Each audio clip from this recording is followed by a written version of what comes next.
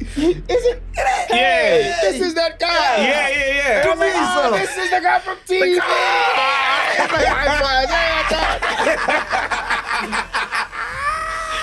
They're gonna shoot me. But I do ask, like, so Bafetu Lombodisa or what?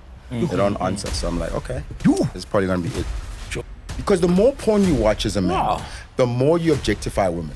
Because you're just seeing naked women, right? You're seeing boobies, you're seeing butts, you're seeing vaginas. You're just seeing that. I was cheating on her.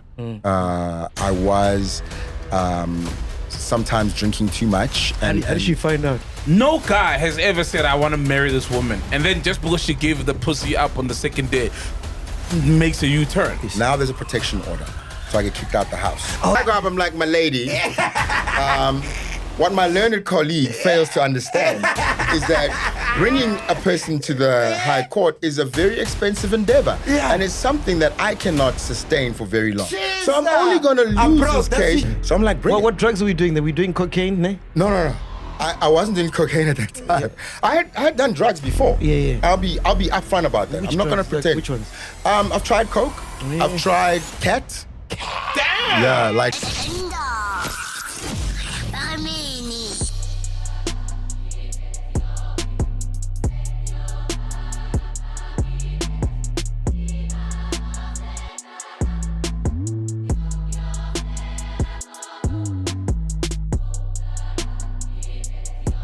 All right, chillers, here's your chance to score big with Jack Daniels. Buy a 750ml bottle of Jack Daniels Tennessee whiskey, Penduka. Ooh, this is the big one. Make sure it's this one, the big one. Because every week until the 31st of December, you can stand a chance to win a PlayStation 5. This is how you enter. Purchase your bottle of Jack Daniels and keep the receipt or online invoice. Scan the QR code or visit our website, thisismacg.com. Follow the steps, upload your receipt, a picture of the bottle, and submit your entry. Each purchase counts as one entry, so the more bottles you buy, the more chances you have. Make sure you make your contact details spot on so we can call you and give you the prize. Enter as many times as you like. Winners will be announced on Podcast and Chill with MacG as the shit. And ladies and gentlemen, it's finally happened. We've got one of the greatest entertainers. Legend in the fucking building. Make some noise from TUMISHO, MASHA. Yeah. Fam, welcome, man. Bro, this nigga's done it all, man. Radio, TV, presenting, acting, theater. Movies. The list goes. Have you checked out his Wikipedia? Bro, your Wikipedia is crazy. Really? I must check out my I haven't checked out my Wikipedia. No, but like your accolades, like the stuff you've won, the stuff you've done. Bruh. If we had to talk about it, we'd probably need like 30 minutes just to go through the list of all the things you've done, bro. I guess so, man. I've been very fortunate that I started working, I think, early on in my 20s and just kept on at it, you know? Yeah. So, yeah. You've been in the game for like 30 years, right? 27. 27. Yeah, man. That's like... Jeez, that's crazy. That's crazy. That's a long time. And one thing I love about you, man, because, you know, I'm a broadcaster, right? So I'm always like fascinated by people that articulate and speak well. And you're one of those guys in the industry, you know? Like your English is very lani. Like you wouldn't even say you grew up in the hood, you know what I mean? Yeah, so I'm going to pull this off. Come on, my car. Yeah, it's beautiful. That's what you're going to take. Where did you get that? Where did you get that? The Lani accent, bro? All right. Look, I have to embrace this because I've been trying to be like, but I did grow up rough. I'm not saying that I didn't, you know? Yeah. Okay. But when How rough I you was, talking? How rough you I mean, I'm from Mums and Sosh, man. You know, I'm from the hood. But when I was 7 years old, I was at school in Garankuwa, right, called Lesolang in Zone 2. And I was in grade 2 and they didn't sub-B at the time. They didn't separate the classes. So the standard 1 teacher was unbelievably cruel. She was just this horrible lady. And I said to my parents, look, I am not going to standard 1. Like, either I'm going to jump it or I'm going to stay here. But you guys need to make a plan, you know? Yeah. And like they scratched their heads and then they thought, you know what? There's only one other option because back then it was like 1982, right? The only option was you go to another school, Kokasi, or your parents try and pay all this money to put you into a private school. There were no Model C schools. So I went to one of the laniest private schools in Pretoria called Whips from 83 when I was 8 years old. And then I went to St. Albans. So when I arrived, I actually, like for the first 3 months, I was the only black kid in the class. Yeah. It's 1983. You can imagine how long ago that is. When the height booth. of apartheid, in Pretoria. And I'm the only black kid. I don't even know how to speak English to these other white kids. But that taught me to be like, how do I make friends? How do I come out of my shell and make people like me? So when you talk about the Lani accent, it's from there, and it's bittersweet because now I think it's worked for me. It really did. But when we started off, I mean, there was a period where teachers would say things like, don't speak in your language here, you got to speak English all the time. So you get indoctrinated not only in the language, but the culture as well. It was a very English school. It was from England. So we got really indoctrinated into the whole proper English culture. So when you go back to Ekasi, are the kids not teasing you? So now that's where you learn how to code switch. Okay. Because at the time as well, right? Yeah, that's what it's called. We like, as this is starting off, 2 years later, it's 1985, it's the state of emergency in South Africa, where basically PW Botha has declared war on the ANC and all political parties that oppose apartheid and vice versa. So there's soldiers in the township, there's my comrade. So you can't go to school. So we start going to boarding school then. The same school, we just go into the boarding house. But when you come home, because we'd come home on the weekends to Kasi, then you have to be super Kasi because like everyone's wondering, where have you been? You're like, no, I was at my grandma's place somewhere else, like maybe in Mamelodi because now we're living in Sosh. So you learn how to just carry these two personas where go Kasi or go Kasi, and then at school, you're this oak, you're like proper private school guy when they're playing cricket. So how are you making friends if you can't even speak the language? In grade 3, that is, and you're the only black guy. Yo, I wish I could remember it very well, but I think mostly it was the acting that helped me because I got into a play in that first year. By the end of the year, I was the lead in the class play for that grade. So how I made friends is I guess you maybe start off with sign language, but then you learn the lingo or whatever, and then you're like, okay, I got to find a way to like get through to these white boys who also are like, what is this? They're for the first time interacting with this black kid, So I think we kind of just. The thing is, we're children as well. And kids, kids, like, yes, they can be cruel, they can tease you and all that, but also they just want to get to know you as a person. So when last were you in Pretoria? I'm in Pretoria. Like a couple of weeks ago, I was there. My parents still live in Pretoria. I haven't been Kokasi for a while. Like, I'll usually go for like funerals or whatever. I used to party there a lot, but I stopped. I got hijacked in Sosh in 2016. Then I was like, oh, this is real. Okay.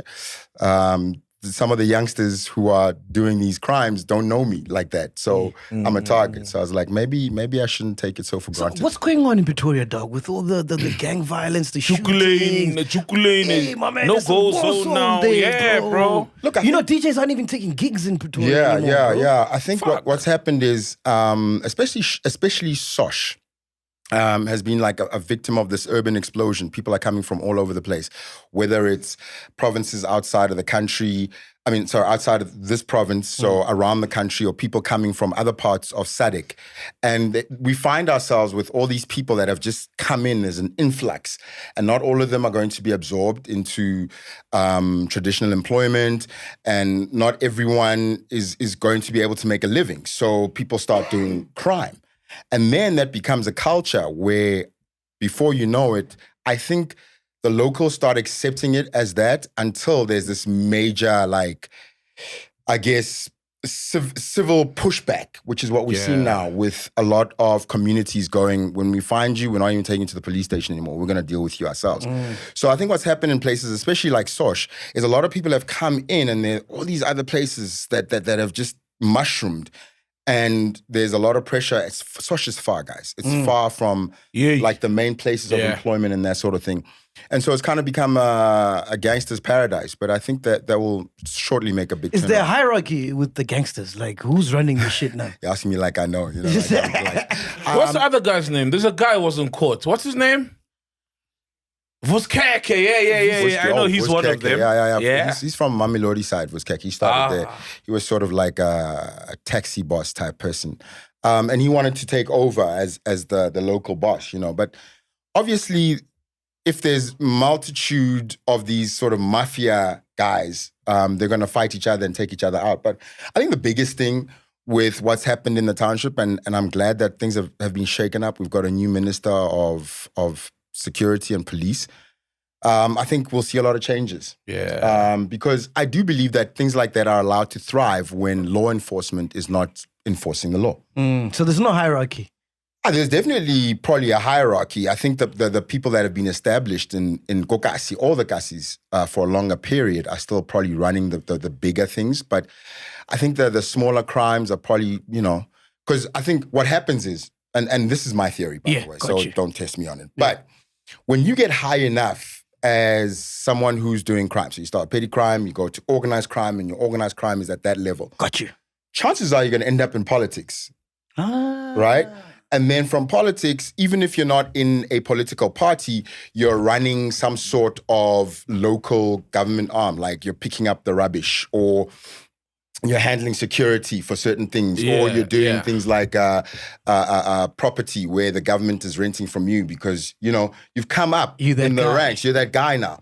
So then there's a vacuum, and then the next guys take over, and that's how it goes, from the bottom.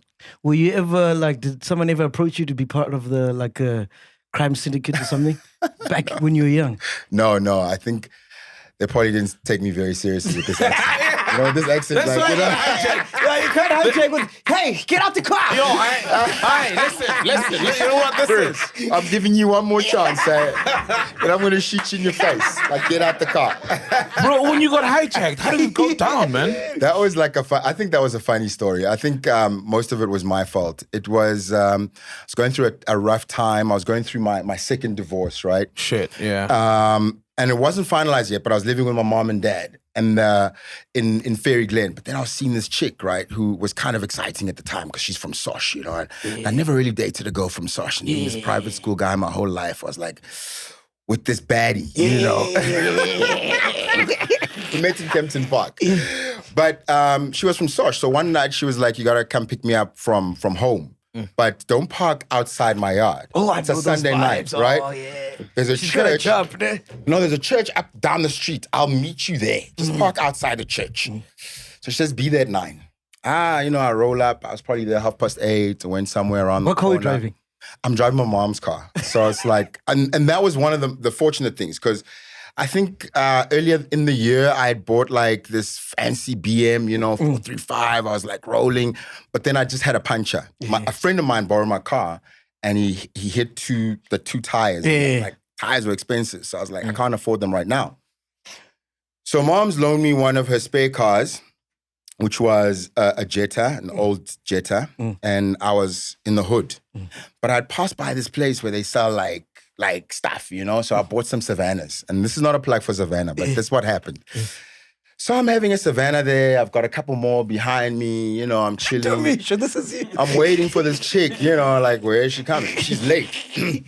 And I've got this new Frank Ocean download that I just downloaded on iTunes. Yeah. Pumping some Frank Ocean.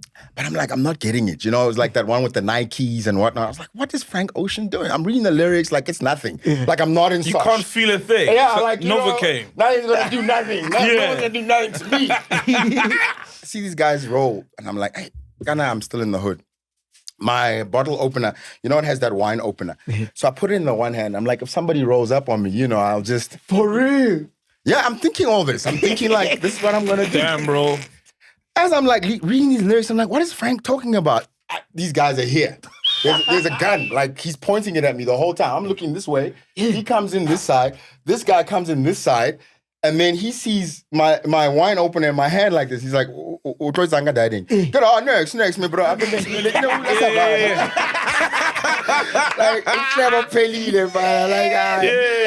All my good plans are out the window, Yeah. So then they're like, okay, get out the car. I'm like, okay, cool. I'm literally opening the door, I'm getting out. The guy who had the gun is going in. Now my mind is just doing some crazy things. It's going, I don't have a phone. They're going to take my wallet. I'm literally just going to sit here with nothing. So I say to the gunman, before you guys go, I just have a Savannah in the passenger. Can I just grab it? These guys look at me like, you must be crazy. They say, okay, go ahead. Because they've never had this request before. I grab it. And I'm standing there going, oh, well, I guess at least I have a drink. They didn't give you try. But you can drink it.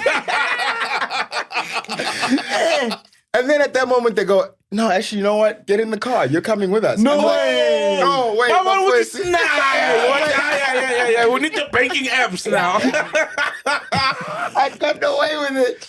Now I'm in the car with these guys. We're driving around. Everywhere's dark. And they're like, yeah, you must give us your bank cards. Yeah, and that's we're gonna the thing take out now. all the money. So I was particularly broke on that day. Yeah. I had just gone through my thing. My ex had said that I had assaulted her. So I've been canceled. Yeah. Like, work is not working for me at the moment. I'm living at my mama's house. I had asked her that night to just hook me up with $750 for gas, you know? So yeah, so she's like, put the money in my account. And I'm like, I've got a plan. I'm going to drive and then I'm going to gas. So these guys are like, hey, we want the money. So I don't know. It's like, maybe it goes back to the story I told you guys of arriving in grade 2 at the school and like having to make friends. Immediately that survival thing kicks in. And I'm like, before man, man. A banking app, and I take them through the banking app, and I'm like, you see that's my house. I'm still paying that off. It's minus in the millions, so I don't have money there. You see there, it's also minus credit card. There's nothing. You won't even take anything out. But there's $750. We can go get this money. Yeah, like let's go together. I'll give you the pins and everything right now. And I've got Savannah's like, let's have a good time. Like, cool. Let's go. We drive. They haven't recognized me yet, so I'm like, okay. Oh shit, that's cool. Now this chick starts calling. And she's calling, they see the caller ID. So they're like, hey, mos di energy cheap me bra. Hey. Mara mutor asa zwagala da. Araba phone ora asa fika. Yeah. So I'm like, actually it's a good idea because obviously now I can take care of myself. But if they tell me to take her, that's a different story. bad yeah, things, you're off. Yeah, but female. So I laid on her thick, like, yeah, you made me wait. These guys, I'm putting on a performance with you guys. Yeah, you made me wait. So I was there, now I'm gone. I'm not coming back. Don't call me again. Because I'm hoping that she don't call me again. Like, I dropped the phone on her, you know? Yeah. And then she keeps calling me back. And therefore she's saying, just keep dropping the, so I keep just canceling her calls. Yeah. So she's probably thinking, this guy. Are you still listening to Frank Ocean at this time? No, Frank. Fuck Frank. So I'm thinking I've dodged the bullet, but I'm like, how can I weave this into my story so that these guys actually, take some pity on me and let me go. So if I get hijacked again, guys, don't think I'm going to be acting on you or anything. But I just say to them, because on my phone, I had my daughter, as my screensaver. So I'm like, that's my ex-wife. Yeah.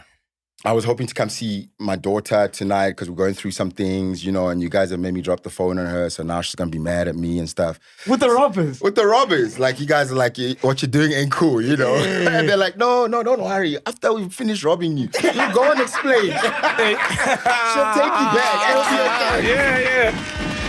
And then one of them goes, hang on a second. Aren't you? Is it? Yeah. This is that guy. Yeah. TUMISHO. This is the guy from TV.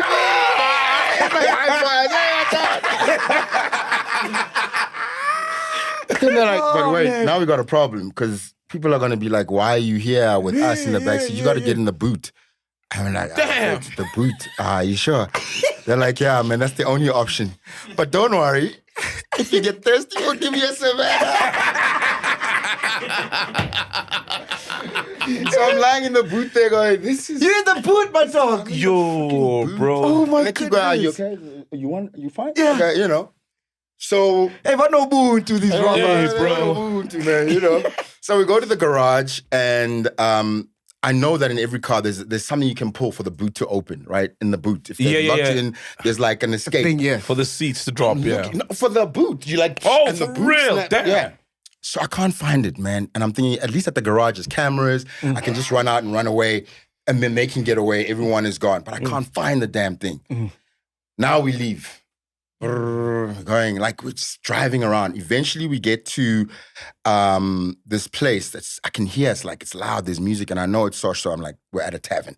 These guys have taken the 750 and they're going to go get some drinks. While they're in there, let me get out now. Damn it. I find it right there. I'm like, this is the one. I'll figure it out from here. Open this thing. They're right here. They were having a discussion. Yo. They see me. I see them. Yo. I'm like, I know how this looks, but I actually wasn't trying to escape. It's really hot. It's really like, I see one piece I got that. So I was going to take a break just to breathe out. You guys do your thing. You'll find me here. These guys are like, no, you tried to escape. And we told you, like, we were cool with you, and now you try to escape. Like, there's consequences. And I'm like, oh, damn. Oh my God. Now they're going to kill me. Bro, this really happened, This dog. really happened. Sounds like a scene from a soap, bro. So there are these starter cables that are jumper cables that we had in the car. They tie my hands up with the jumpers. They throw me back in the boot. I'm in there, you know. And you've been a bad boy now. And I've been a bad boy. But they're still cool guys because they're like, look, we're going to take your cards and your wallet because I had a nice Mont Blanc wallet. They were like clear about it. We're taking everything. The one guy just like literally took my watch off my wrist. But are there any like cards or anything that you'd like back? You know? So I was like, yeah, I don't feel like going to Home Affairs. So if you could give me my ID, my drivers, that's about it. I mean, you can keep the rest. They're not worth much. They're cool. So I was like, that's pretty cool of them, you know? Jeez. And then now, I mean, this happened earlier. So now they're mad, you know, they're like not, I'm persona non grata in there. We get to this place and now it's really quiet. They open the boot, I jump out and it's like, literally like a dump. You know, there's this, I can smell like there's a dog or a cat that died somewhere. And in my head, I'm like, this is it. This is how I go out. And my biggest thing is I'm going to get shot and probably not die right away. I'm just going to be bleeding out on the dirt and my hair is going to get dusty and I'm not going to be happy about that. But I'm also thinking, if they're going to shoot me, I'm not going to beg. Like, that's the one thing. I'm like, they're going to shoot me, they're going to shoot me. But I do ask, like, so, Bafetu Lombodisa or what? They don't answer. So I'm like, okay, it's probably going to be it. Sure. The rest drive off. The dude comes out. He's got the gun.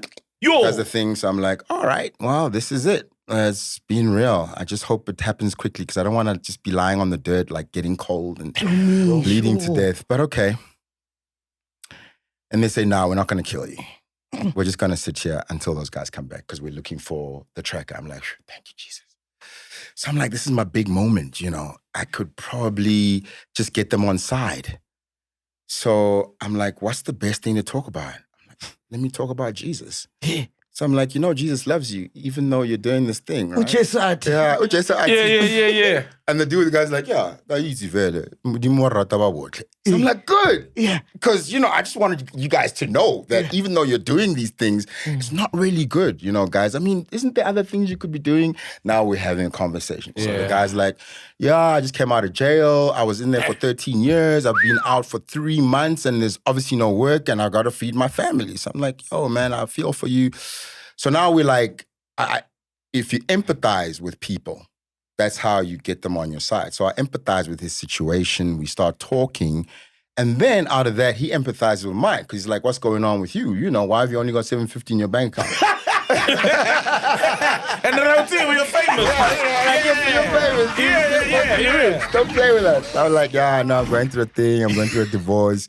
My wife kicked me out. I'm living at my mom's house. I just got, you know, my scandal contract had just come to an end, so I'm not really working. So this guy starts comforting me. He's like, hello, I'm your big fan, you know, you're a good actor. So I'm like, thanks, man. You know, and he's like, if it doesn't work out, you know, the other fish, you know. So we have this conversation for half the night, and then they eventually get the tracking device. They get a call, they're leaving. Unfortunately, the car's not going to come. They're going to meet somewhere else. The guy was actually pretty apologetic. He's like, we wouldn't have left you here. We would have obviously dropped you off where there are taxis. But look, here's the idea. We're going to tie you up with something. Not too tight. But if you're just a daki walking around in the middle of the night as a black man, no one's going to stop for you. So if we tie you up and then you put your arms up when you see a car like this, they're going to think something bad just happened to you and they're going to stop. I was like, that's a pretty good idea. Wow, so considerate. And on my side, I just like to tell you guys that since you're taking my phone, it's got a tracking device on it because it's a phone. I would recommend you take the SIM card out as soon as possible so that they don't track you. I think it's only fair that we all go our separate ways. And if we meet again, guys, let's have a beer. Okay, shop my face. I go the other way. They go the other way. And then just walked up and down trying to get someone to stop. And the first car that comes through is like this Golf 1. You know, it's a white Golf 1. 4 guys in it, black guys, when Mabapani somewhere, they don't stop. Because obviously it's dangerous. Yeah. They're from around. They know. They know. A police car now comes. I'm like chasing this police car down. I'm like, stop. They don't want to stop either. I stand in the middle of the road, like, you want to stop. They drive around me. Like, fuck us. And they stop over there. And then I walk to them. I'm like, can't you see I've been tied up? And I've been, you know. And they're like, where did this happen? I'm like, in Sosh. They're like, you're nowhere near Sosh right now. But let's go to the police station. So then they took me to the police station. From there, the tracker people arrived, they called my parents, but they had been in communication with my parents because this is now 5 a.m. So at some point, they told my parents, do you know your car's in Sosh? We can't track this guy and we can't get hold of him because my phone was now, they'd switched off my phone. And at some point they told them, look, he's probably been hijacked. Prepare for the worst because we can't, locate him. So they were probably thinking I'm dead or something. So everyone was really relieved when they came in the morning and they came to pick me up all the way from... Jeez, man, what a very crazy glad. story, Bruh. bro. Yeah, man. Yo. Do you Hectic. think you working because before you started acting, you did a couple of jobs, like you were a promoter. Yeah. You worked at a call center. I think you worked at Empress Palace before. Yeah, Empress I Palace. did Empress Palace with it was still Caesar's Palace. Caesars, yeah. With Boo. Yes, We were like yes. tour guides there. Yeah. So you being interactive with people and having to work with people with those jobs, do you think it helped you in that moment? Definitely. Nah. Because then you also the stress, right? So I'm used to standing up on a stage and like it's your turn now. Yes. Lights on you. And how to get over incredibly stressful situations and make it seem like everything is smooth. I think that really helped because the first thing I did was I just said to myself, whatever you do, don't panic. Just don't panic. Just keep talking. Just keep talking because talking, eventually you'll find a touch point, a button that allows these guys to open up. So just keep talking. Do you tap into one of your characters at that moment? Like, what would TUMISHO do from Missy Tingo? Yeah. There are moments because there was a moment where I was like, I'm tapping into, like this action figure. If I just like hit the guy, get this guy, grab the guns. I was like in my Taken moment right there. I was like Liam Neeson. And then somebody said, like, I think it was the Holy Spirit, like straight up said, nah, nigga, this is not a movie. There's no take 2. You'll get shot in the face. Just sit down and behave yourself. Like literally, like sit down, behave yourself. No, but you channel. And I think that's the thing. I think people don't understand that acting is something that we do as humans. It's just that as actors, we're people who know how to take a certain emotion or certain character and hold on to that person over and over again until when you see it, because that's all film acting is, right? Every day I come to work and every time the camera rolls, I just do certain things that make you think that I am that person. When they say cut, I go back to being me. And all I have to do is be consistent with every single take and every single scene. And by the end of it, I've created a character that is believable. And that's all that Have you been following this P. Diddy case? Have you been following it? Yes, I have. And what are your thoughts? So at first, I've been maybe a little bit self-righteous. Like if he did it. Please connect my phone. I want to play something. If Diddy did it, then he must go to jail, But now I'm also like, what if I don't know everything, But I think it's a lot of really heinous stories, and I'm not happy about it. Yeah. Like Diddy was my guy, man. I'm from that generation where there was a time where every song was Diddy's song. So Bro, you it's listen the to same it. thing with me, man. I'm second guessing everything, man. I want to play a clip from Candace Owens, right? She was talking about this yesterday, and she just highlighted something that so profound. And I started thinking, like, fuck, man, this girl's right. Because, I'm sure, like yourself, I was brought up by American mainstream media, so Hollywood. So the music I listened to was Eminem, that stuff, Tupac, all those things. The shows I watched on TV were all from Hollywood. Yeah. So basically, Hollywood raised me up. You know what I mean? You were raised in that culture. You know what I mean? So now that we're older and these P. Diddy things are coming up, these Jeffrey Epstein things are coming up, you're like, fuck, Hollywood is an evil place. Like, this shit is bad. It is. And sometimes they fed us this stuff, bro. They did. And a lot of the times I'm like so grateful to God that I didn't get in there. Because there was a time like, I feel like Hollywood was really like kind of flirting with me, and I was flirting with Hollywood. I went to a screen test in LA, and that's another story I'd love to share with you guys. That was an interesting story. But you hear these things, like when you're there, they'll say things like, listen, this director is having, or this producer's having this party on Friday night, so you got to be there. And obviously while you're there, even the agencies tell you, like, do whatever's happening, just go with the flow. Go with the flow. Yeah. And a lot of it is drugs, alcohol, sex, all that. So if you're a newbie, you start thinking, this is the life. This is what I dreamed of. I have to do it. And then you go, even though this is against my own personal values, I probably have to do it because the next gig is dependent on me and the big gig. And the thing about Hollywood, guys, is when you're in the States, when you're here, you're far from it. So you can't touch it, you can't see it, you can't smell it. But when you're there and you're like in the room, I remember being at the Golden Globe Awards And there's Eve, there's Usher, there's Jake Gyllenhaal, there's Sylvester Stallone, there's Samuel L. Jackson. They're here. And you're like, I'm so close. If all I have to do is go to this party and grab some lube, you know what I mean? You know, maybe, I don't know. I mean, how bad is it really? But thankfully, no one invited me, so I never had to answer that question. There you go. So I think a lot of people will get caught up in that because even the Americans themselves, like they hero worship Hollywood. Yeah. Listen to what she was saying, guys. This is what's her name? Candace Owens. Yes. The Diddy case, man, it just keeps delivering us so many surprises. I mean, it really is one of the most intriguing cases that will, I think, when everything is said and done, is going to serve as a major turning point in Hollywood culture. I really think it is the end of the golden decades, so to speak. People no longer admiring Hollywood types. We all realize that they really are just a bunch of drug-addled prostitutes and pimps that were given money, luxurious cars, and glam squads to hypnotize the public into believing that they were something more.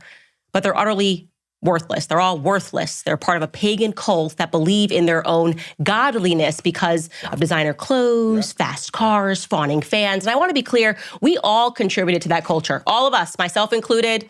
I got put on punishment. My mom punished me for 2 weeks because she said I was idolizing Christina Aguilera.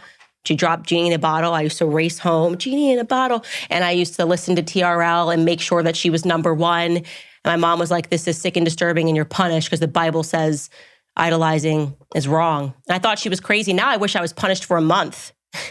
But you gotta say, she nailed it. You can't say it better than what you said. She absolutely nailed it. Hollywood is its own cult, you know, and if you're not part of the cult, like you're not gonna make it. And that's what a lot of people don't understand, that it's not your talent alone that's going to make you get there. So talent is the basis. It's the foundation. If you don't have talent, you're not going to be in the room. But once you're in the room, to be elevated, to be at the same level with the people that you're here with, there has to be an initiation that you have to go through. And I understand that now, but I didn't get it then. And part of that initiation is being initiated into the culture. So it is going out to these parties. It is taking part in the drugs and the sex because then you are part of us. If you go there and you're standing against the wall and you're like, listen, I'm just here for work, you're not going to get any work. So what these Hollywood cults would do, and that's exactly what Diddy would do, right? You get invited to a Diddy party, you're an up-and-coming artist. You get there, you think it's just a party and like the initiation is, but there's certain things you have to do. There's certain rooms that you have to be in doing certain things. And once we know that you've done that, and for the most part, like what Diddy was doing is, and I'm also filming this, then you are initiated. Now we can trust you with the secrets and whatnot and the crap that we do so that when you get fame and the cash, you don't start thinking you can be out there talking about us.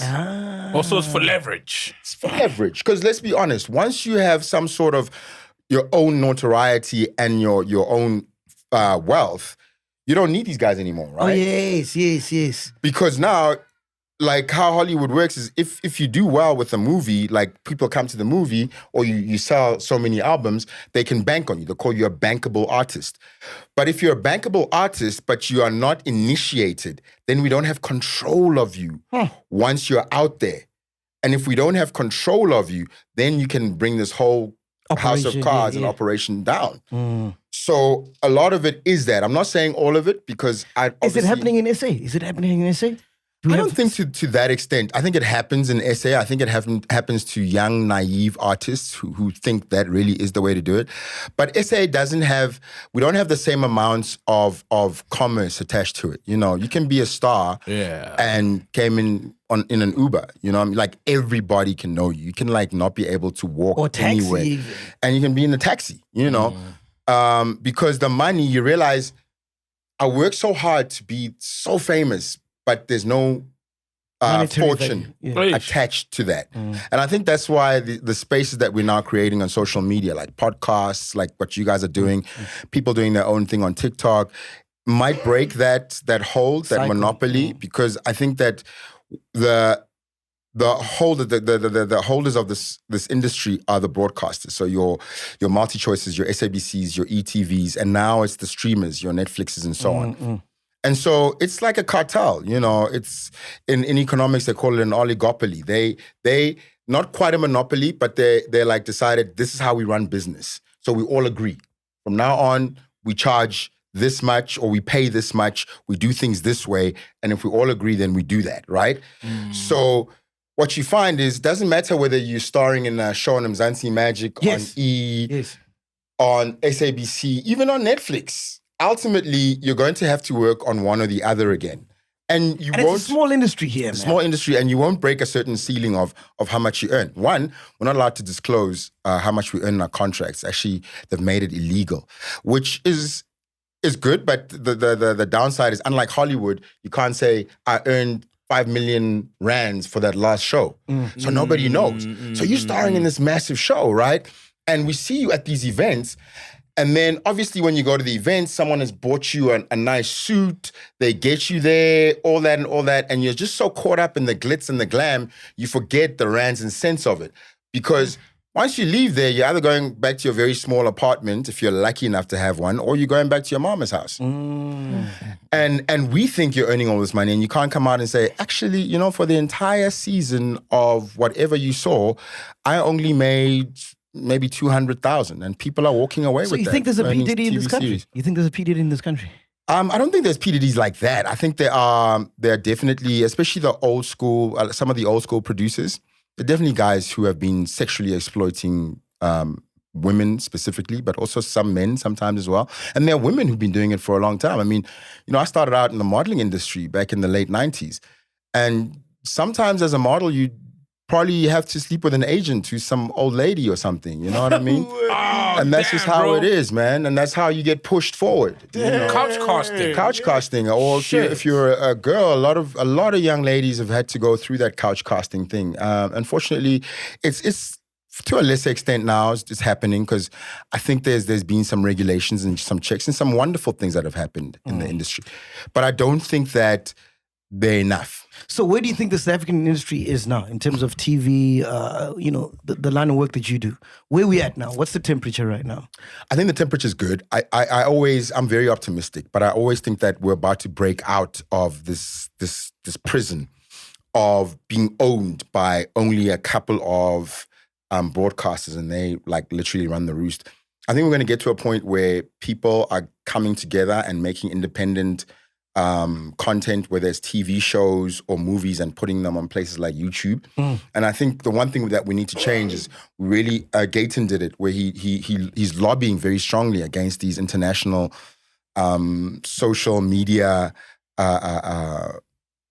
owners and saying, YouTube, you've got to pay African content creators what the same amount as you pay the Americans. Yo, bro, because if we're in America, we'd be swimming in money. We'd be drowning in it, bro. Yeah. People with far less viewers than you guys.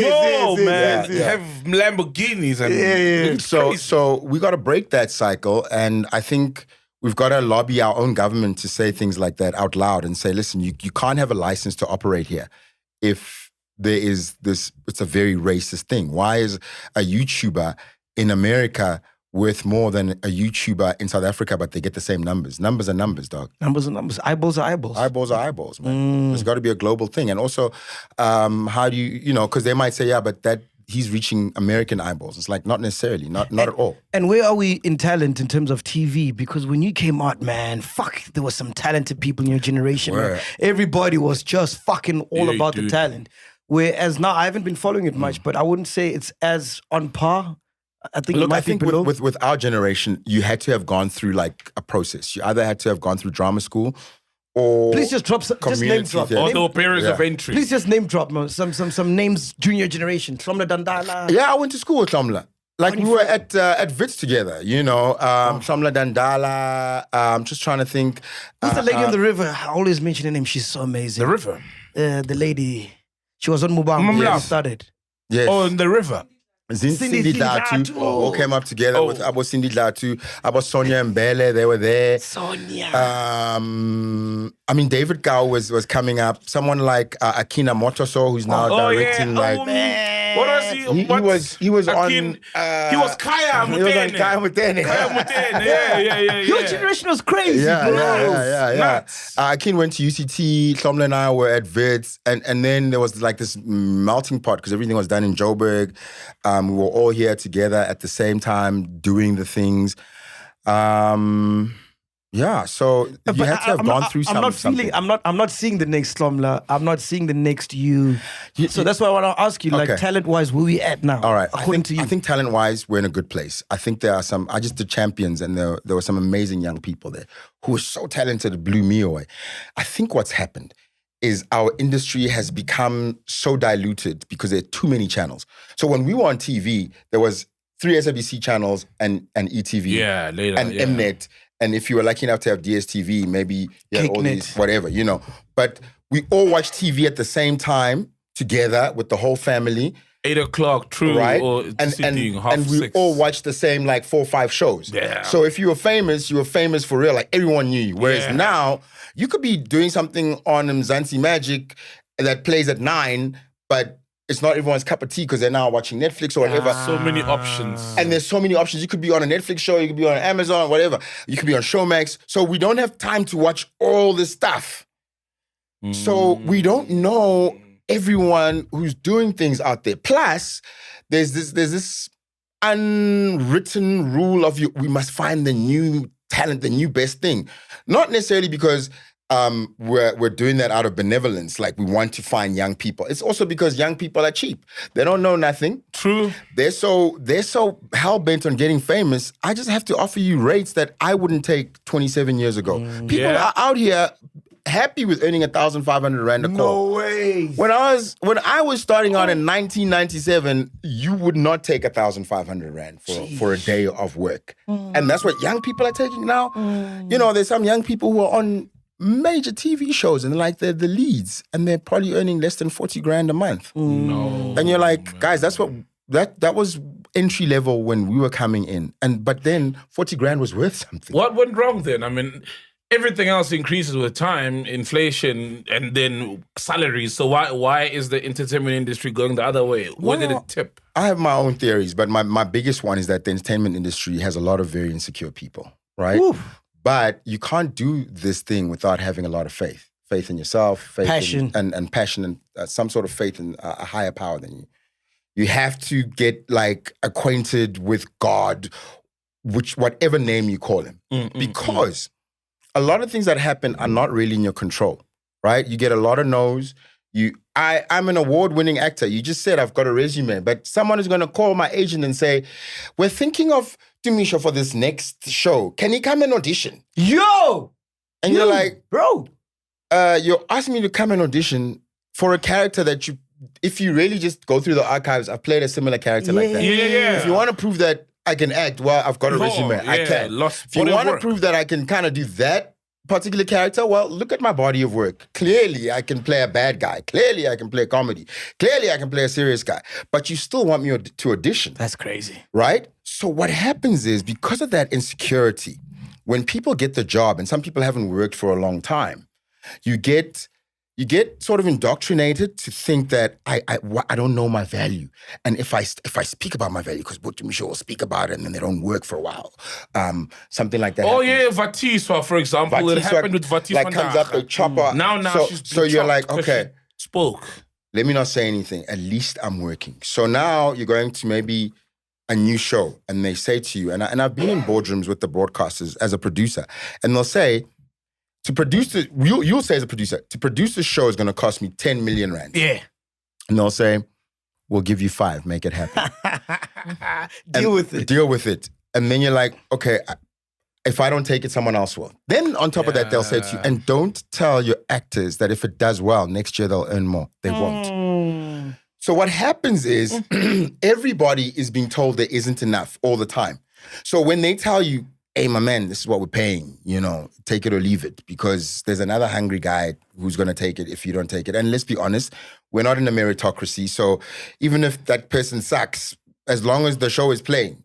And what happens is people accept less and less and less. And now we find ourselves in a position where I don't know if we can go any lower than where we are. I don't know if we can. So something's got to break. But the good news is, because there's independent places where you can actually have a platform for your stuff that actually make real money, all we really have to do is go, guys, wait, if it costs 5 million to make something, or maybe sometimes even 1.5, even if we don't have it in cash, if we all pool our resources, number one, and then also say, we'll sign an agreement that will work for free. Like you guys did when you started the show, right? We'll work for free.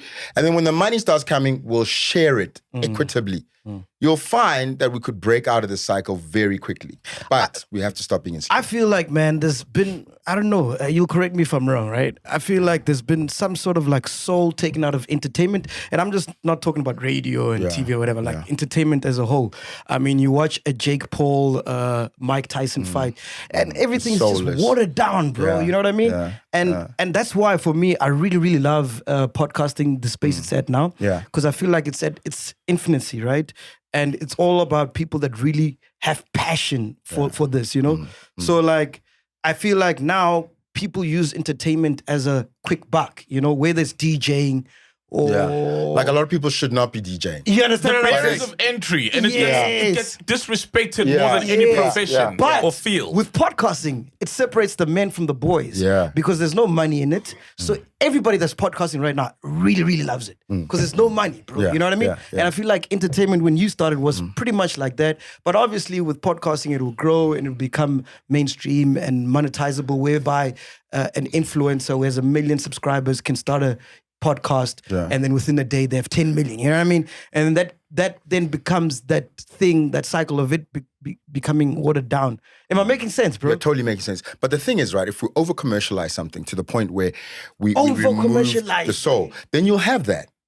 But what will happen is then the soul of podcasting will go for a while. But here's the thing about what we do as well, is that whatever happens, the cream always rises to the top. So you can start, if you're just a heavy influencer and have a podcast, whatever, but if you don't have the chops, within a 2 years, maybe 3, you won't be in that space anymore. So I think like everything else, if you've made it and you've sustained yourself for long enough in whatever industry you're in, understand that you are the cream and that no one can really knock you off that pedestal, because people come and go who are like, you know, Mafiki Zolo.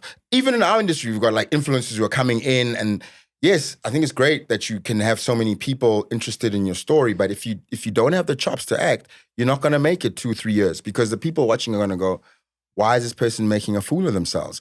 And we need to get to that point as a society where we don't disrespect other people's stuff. Like, just because you guys are in this space and you're doing well doesn't mean I can just enter and be like, yeah, as long as I just come in and I just kind of, have a vibe, you know, maybe something will happen, because I don't know what I'm doing. I'm not a podcaster, and it probably won't happen for me. And I might be famous for a year or two, but I'll never probably monetize this thing because I won't grow my base, and I'll be out of it in about a year or two, because quite frankly, maybe I don't even have the passion to come do this every day if no one's paying me, or I'm just not good enough, so my numbers are not rising. Yeah, because I mean, if you speak to a lot of creatives, how many would do what they're doing for free in this day and age? Oh yeah, like people who are passionate about what they do, they'll probably even pay to be able to do it if they could, of course. right?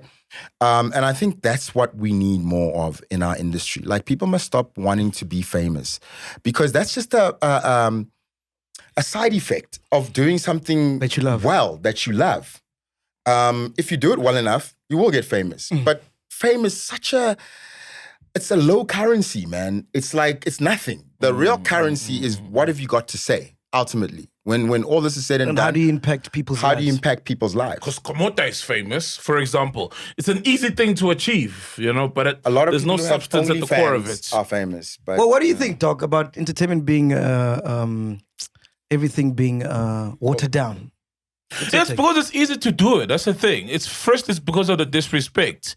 The medical profession will never be watered down, you know, because you can't just open up, you know, a practice anyway. So I feel like because there's no barriers of entry, it's always like, it's a vibe. I can do that. Oh, it's just DJing, getting equipment. I've got a big ass. I'll shake it. I'll shake it while I'm DJing. You know what I mean? You need to work for me too. I got a big ass. You think I can do it? The problem is that people who start off like that and it catches, you know, and it may be 1 out of 100. Yes. But that 1 out of 199 who failed, people will ignore and focus on that one, and 5,000 more will come in trying to do that exact same thing. I saw a post. Some guy said he's like a proper DJ. He's been DJing since in the 90s. He's like, we don't get gigs anymore because promoters baponyile. Yeah, for real. Baponyele, dog. Put in a stick like that and then just do that for 2 hours. Because promoters want to get shakes, laid. you know, and then it's like, yeah, no, that's it. Bro. So where do you think we're heading, man? Do you think, because I always believe that, yes, we might be going through the cycle, but it always goes back to... It's going to go back to, there are going to be gatekeepers that are going to come up. Like you guys started in radio, right? Yeah. So you had to start from somewhere, right? You had to come from somewhere. You couldn't just arrive and then now I'm on the biggest show on radio. Yeah. You had to start at the bottom, probably like just being in the studio, not doing anything. Yeah. Then graveyard. And then one day they might let you do graveyard. School fees. And then as it goes. Stand-ins. But even that, you had to start from somewhere because you can't even, won't even allow you into this commercial radio space unless you started somewhere. So it's either community radio or you actually studied, broadcasting or something like that to get where you are. Yeah. So we're going to get to a point again where there's gatekeepers again because we're realizing we're wasting each other's time sometimes because this thing costs money. Now I can't put resources into something and just be like, it looks like it might work. So in places where there's no resources that have to be poured in, you'll realize that there'll be people who are just coming in like, open up the industry. But I think that's wrong. We can't just open up the industry for any Tom, Dick, and Harry because then you water down the very industry you're trying to open up. A lot of it has to be like, young people understand. If you're not getting the gig right now, part of your test and the right to be here is we got to show some tenacity, some perseverance. How many times did they say no to you before you got your first proper radio gig? They're still saying no, bro. True. Still saying no. And then you have to do this, right? But the thing is, we have become so soft as a people that it's like, it's not fair that they're saying no to me. You must just give it to me because it's my human rights. And it's like, nobody owes you anything. That's bullshit. My human rights. I deserve to be here. Open up the space. I said, no, that's a pet peeve of mine. This whole human rights thing, you know. I think we become so entitled. We sometimes think my human rights are more important than yours. Yeah. But then when I've violated your human rights, I fall back on mine. You know, like, yes, I did So mine must you, take I a did back beat seat. you up, whatever, and all those things, but please respect my human rights now. Like these guys who like go to court and they've done these horrible things and they cover themselves up. I'm like, the magistrate or the judge said, take that shit off. You did the crime. Now stand there like the man you thought you were when you were doing it. It's like the miners trapped underground, not wanting to come out because don't of their let me human start on rights. that. You know what I Because mean? And here's the thing, Like- right? It's a police operation. The police are saying, listen, come up here and you'll get food. And they're like, no, There's lots you of bring the food and then we'll stay ARVs. down here and ARVs. Sick bastards. And then now we're going, no, actually, the human rights of these guys, they have every right to stay down there and evade arrest. Just give them the food. And I'm like, all these human rights people who are coming up now, where were they when all those women got gang raped? Where were they when the locals are being terrorized? When we've seen the news that people's houses are being shaken up so much they're literally cracking in these places. Where are they when these people go into the township and like rampage and just shoot men and women? No one is crying human rights. So sometimes I also think some of these And niggas are NGOs getting and hijacked in their jettas with the savannah. Where are the human rights? Human Rights Council didn't come and do something about that. You know what I mean? I was like, but what about his human rights? What if he doesn't want to be in the boot? There was no rescue operation sent for me. No one sent food and water for me. I'm just a citizen. And these guys are getting all this stuff like ARVs. Like no one was sending me nothing. I was cold sitting there in the boot, you know. Only, thank God, the hijackers knew my human rights. Because they're like, you want another savannah? Yeah. Oh, that's crazy, man. I was watching the podcast you did with Engineer Your Life. Or- With Lungelo. Yeah, beautiful Lungelo, that's podcast. the name, yeah. He actually, you know what? He batrek me. Yeah. You know that word, who batrek? Yeah. He ambushed me because I wasn't Yeah. expecting that. We were going to talk about the industry and stuff, and then the next thing he just jumps there. So I was like, I'm never one to shy away from a topic, you know? Yeah, but it was beautiful. Some of the stuff that you mentioned about marriage, I want to get into that shortly. All right. Because I agree with some of the stuff. I was like, fuck, man, this guy's well spoken. This guy's smart. You know what I mean? Thanks, man. But before we talk about that, what's your take on porn, bro? Whoa, okay. It's a very dangerous thing to play with. It's a very dangerous thing. Even at my big age, I'm scared of porn, you know, because it's so insidious. It just gets under your skin, and it's like, I'm just looking at one or two pictures. I'm just doing this, and before you know it, you're hooked. And the problem, and this is the thing, right? We want to eradicate rape in this country. The first thing we've got to be honest about is maybe we should start with porn. Because the more porn you watch as a man, the more you objectify women. Because you're just seeing naked women, right? You're seeing boobies, you're seeing butts, you're seeing vaginas, you're just seeing that. But you're not seeing the human behind that. So what ends up happening, you watch enough porn as a man, you walk around everybody that you see, and then it starts getting to a point where nobody's off limits. So it's like your mom's friend. You're like, I wonder what she looks like naked. Because last night I was watching something on Pornhub about old ladies.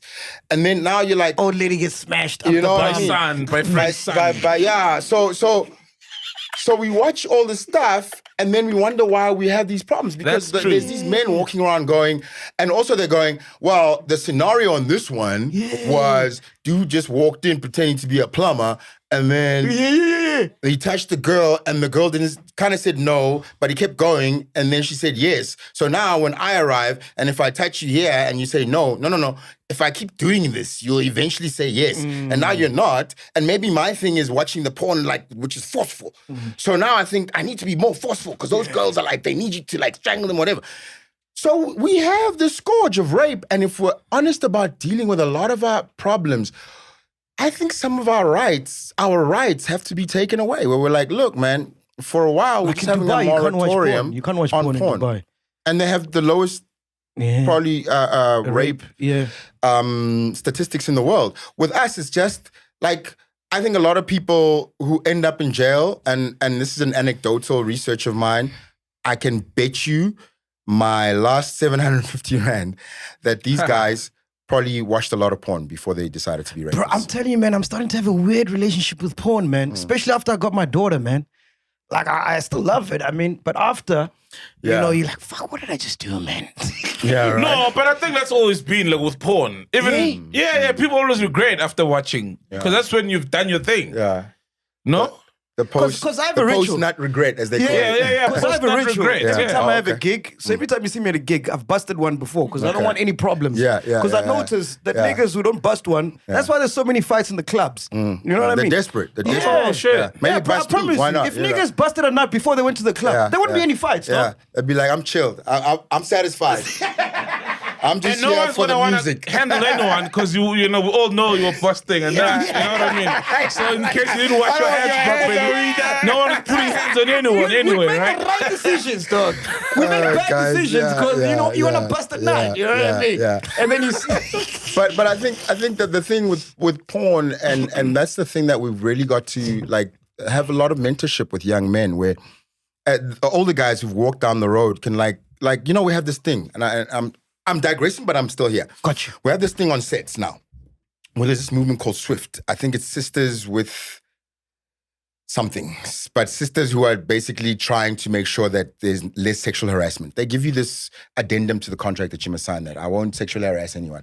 But ultimately, I also think what does that whole thing mean? And I remember the last show we did and we're going through it like, okay, guys, so what is sexual harassment and everything? And I said, you know what? Let's forget about sexual harassment. Let's just go back to good old-fashioned manners. If you have manners, we won't have to worry about sexual harassment. Simple. You are at work. Greet when you arrive. Treat everybody like this is a professional space. So you're not here to be, even if your co-worker is looking sexy and she's looking fine, you're not here for that. But if there is a chemistry between you guys, it will come. And it will come in the nicest way. And there won't be issues. Because why? We respect each other. I say hello. I'm not lingering with my look at you. I don't say, oh, all those things. If we just start there and like, yo, dude, this is not the time. We're at work. Like, why are you saying those things? We would have less talk of like all this. True. Like, let's go back to the basics of manners. When I was raised, we had that. Like, there were just certain things you don't do. You don't touch someone without their permission.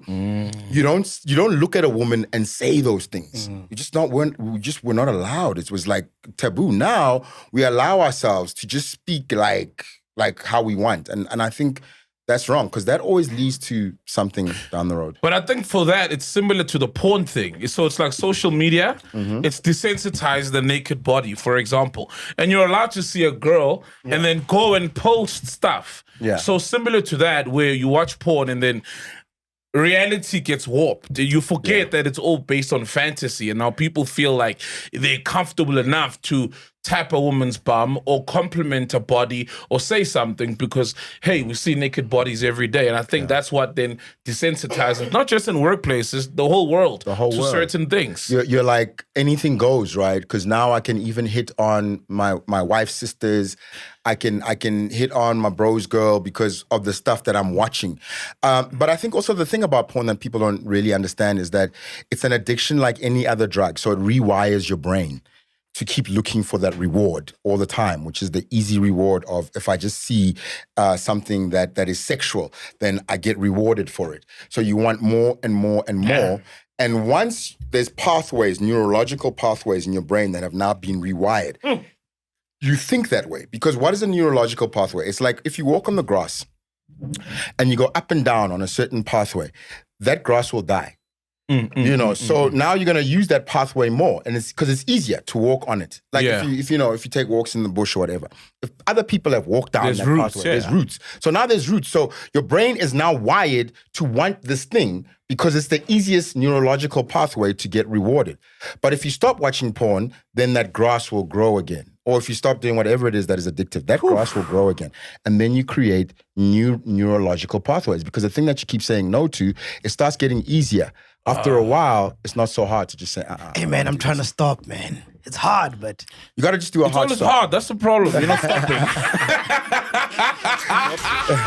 But it's not affecting your life negatively. No, it's not. But then you're good then. I got a daughter now, No, man. but it is. You know what I mean? It is affecting your life negatively. In the long run, it's a lose-lose because even your intimate relationship starts suffering because that same objectification is what you take into your relationship. So then, and this is what happened to me. So I'm going to be frank about this. I think that until I got to a certain place and some of the things I struggled with, and this is probably going to now become one of those things where everyone's posting this, but that's fine. Yeah, the clip. One of the things I struggled with when I was younger, I had a lot more like testosterone flowing through me in my 30s than I do now.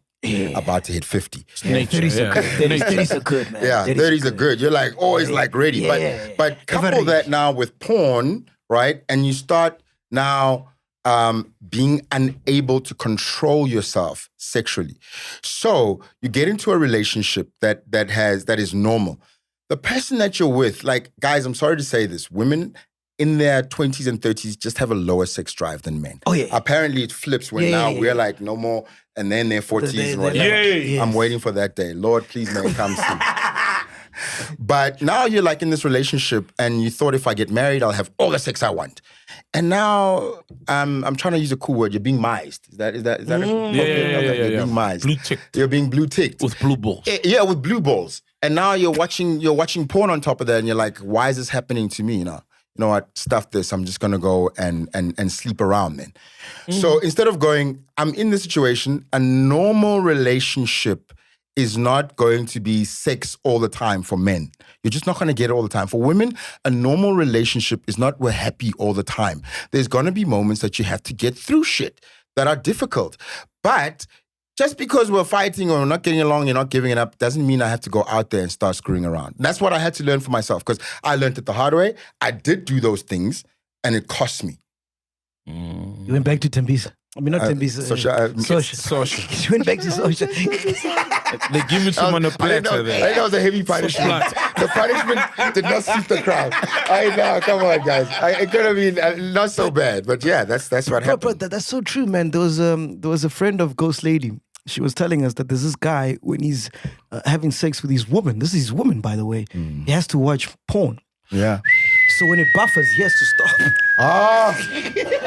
Kid you not. Remember she told us. Hey. But I think to get serious, a lot of Black South African men, and these are grown-up guys, have been sexually assaulted growing up, and we don't talk about it. I was at an event this weekend for men, and there was a room, different rooms. There was a room for addictions. I was like, I gotta go to that. But then there was a room for abuse, and I was like, I gotta go to that because we don't sex talk about addiction, sex abuse. No, like addiction generally, and then abuse generally. Okay, got you. So I was like, let me go to abuse because the one thing about abuse when it happens to men, we're not, first of all, allowed to talk about it because we'll get laughed at, we'll not get believed and all that. So I was thinking we're probably gonna and then a lot of guys stood up and they were like, I was raped as an 11-year-old. One guy was like, I was at literally a missionary school, and it was like, it had a boarding school, but it was like sort of an orphanage because we didn't have parents. And every night, this lady who was the teacher, probably a nun by day, would take me in and do all these things to me as an 11-year-old. Oh, missionary. More than missionary. Like he said he was in a porno, you know. Dog. And as an 11-year-old, and he said, like, the one thing about the penis is it's got no loyalty. So he's a kid who's like doesn't want to do this, but the body touches him and whatever, and then he's on. Betray you. And after a while, he was like, well, this is my life, right? And he could not relate to women for the longest time outside of sexually, especially older women. And he said he couldn't be friends with a woman unless they were having sex. So if sex was not happening, he'd like ignore you or beat you up or whatever. So sometimes we're like, these men raping or whatever, but we don't ask the question, did this guy get sexually abused by a woman when he was growing up? So now is he taking this out on a woman? There's another guy who his situation was, there was an older cousin and he was 12 years old and she would come back from Upuza. So the mother and father are having their own problems. They send him to live with his aunt. The cousin, who's like much older, now abuses this boy when she comes back from the tavern at night. One night, the cousin brings the boyfriend. They have sex in front of the boy. After the boyfriend's finished with the cousin, he jumps on the dude. Oh, no. At 12. Now, someone like that grows up and goes, I was violated by my cousin's boyfriend. If I violate a woman, so be it. She violated me. Why is it a problem when it's turned the other way around? And that's not me saying that I'm a rape apologist. I'm saying we're in a culture of talking and being hysterical about real issues, but without wanting to open up the covers and go, we have to confront the ugly reality of what caused this sort of behavior. GBV, it's not just, we look at, it's just a man who doesn't know how to control his emotions. What emotions are those that are getting triggered at that time? How did this guy grow up to think that it's okay to put your hands on a woman? Yeah. What happened in his past? But because we don't want to deal with the perpetrators of those things as human beings, we just cover it up with, if we just punish more, if we just put them away in jail for longer, if we deny them bail, if we bring back the death penalty, we'll stop this. As opposed to, but what if we actually went to the root? We're dealing with the symptom, not the cause. And say, how many children are growing up without fathers and they're being raised by single mothers? And then they grow up and they realize, my father probably would have wanted to see me, but my mother denied me that opportunity. And my life would have been different because maybe I wouldn't have had a stepfather who abused me, who beat me up all the time. Maybe I would have understood how to deal with being bullied. And then you grow up with all this anger. So one day someone is like in your ear, and instead of thinking like a human being who was raised right, you just boom. And then we go, raise the alarm. Let's cancel that person. But have we really gotten to the root? And we keep doing that. And then hoping it's going to take it away. And instead it's going up and up and up and up. Jeez, that's crazy, man. So the first place we need to start is the perpetrators of this particular national scourge, rape, GBV, which are generally men, right? We need other men talking to them and mentoring them and coming back and saying, I see you as a human. Yes, you've done a very terrible thing. There are consequences to it. And part of those just consequences... like you did with your robbers. Right. There was a point where you saw them as humans. Exactly. But for you to stop doing this, it's not going to help us if we keep making you the bad person, as opposed to, okay, tell us what's really wrong. Let's hear you. And then after we've heard you, now we just got to change. We got to rewire. We got to those neurological pathways. We've got to say, when this happens now, my guy, if you're in an intimate partner situation and your partner, your woman, your wife, your girlfriend is triggering you, maybe she's saying something, because women speak more than men. So their triggers are they speak. And because women don't have a sense of like honor that we do, right? Like if I dishonor you and I talk badly to you, and I start talking shit, you're going to smack me in the face. And it's okay because, well, I kind of deserved it, right? But women don't have that thing because they think if I say something that hurts your feelings, you must say something back. But we have that thing of, no, I'm not saying something bad. I'm just going to smack you in the face. But if we taught men that that's just how like women are wired. Now, I'm not saying that's right either, by the way. I'm just saying that's how they're wired. So if you're in that situation, it's always best to walk away because there's no winning from that. But then at the same time, get to the root cause and say, ladies, this is how men respond to certain triggers. You can get the best guy, the most loving guy, the sweetest guy. But there is a limit to where he gets to a point where if your words come out in a certain way, it might cause this kind of provocation. Like we get taught as boys. Like if you come back to your parents' house and someone smacks you in the face and and they ask you, so when I went in, what did you do? And you're like, no, I was telling this guy, his mother's a bitch and I was telling him his father ain't shit and then he smacked me in the face. Your parents would be like, and what did you learn from that? And they'd be like, you learned that if you say certain things to someone, it could lead to them smacking you in the face. So don't say that.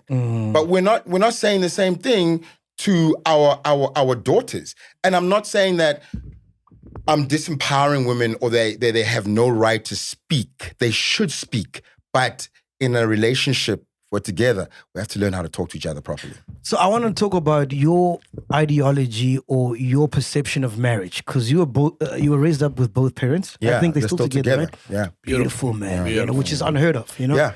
I mean, back in the days, our parents they were together for like 50 years. Normal, one would right? pass away and they'd still not get married. You know what I mean? Now 5 years is like, fuck, dude, you've done well. Yeah, you've well done. Like 5 years time. That's rare. Yeah. So what was your thinking and ideology of marriage, like as a young person seeing your parents, I always hoped that I'd be in a marriage like my parents, where, like, I've only seen my parents fight once. I remember it vividly. Whoa. I was probably like about, I think I was about 11 or 12. I was 12. I think I was 11 or 12 because no, I was younger because I think I was 6 or 7. No, I was 7. Sorry, guys. And my brother was very young because he's 5 years younger than me. And we were going to a party or an event, and my mom had not gotten my brother ready on time. So they were just having like an argument like couples do about, yeah, but you should have done this, yeah, but how can you tell me that? I've got 2 kids to take care of. And then that was the end of that, and we got to the party and everything was fine. And I think they were probably like very ashamed of themselves and they were like, we're not doing that again. And from then on, my entire life, I never saw these people go at it. There might sometimes be like a little bit tetchy when my dad's like, I told you I don't like this gravy. Or my mom is like, you're going to eat that gravy.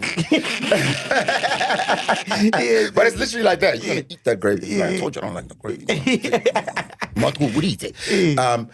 But when they have serious topics, they go upstairs and I think they made a conscious effort from the very early stage of their relationship, and they kept working at it to always argue behind closed doors, but fight with humility. So no one calls anyone out. No one is saying you're a piece of shit. You're a no good husband. It's literally we're sticking to the point. When you said that thing about the gravy, I'd spent hours working on that gravy and I didn't appreciate it. And then he said, well, that's not the kind of gravy I like. So why are you forcing me to eat that? You could have made a different gravy. What happens is we're talking about the gravy. I'm not talking about you're a shitty cook and you don't even care about what I want. We're getting to the issues quicker because now it's like, okay, clearly that's the one I know how to make. But if that's not what you want, I'll give you the alternative. And you're like, okay, look, I'm sorry. It's not that bad. It's just that I felt like when you keep giving me something I don't want, it makes me feel like you don't respect my opinion. And you find that after that, it's over. But what we do nowadays is because also we think being married is like TV, We also I want to give you a piece of my mind because we saw it happen on Angry Black Woman or whatever.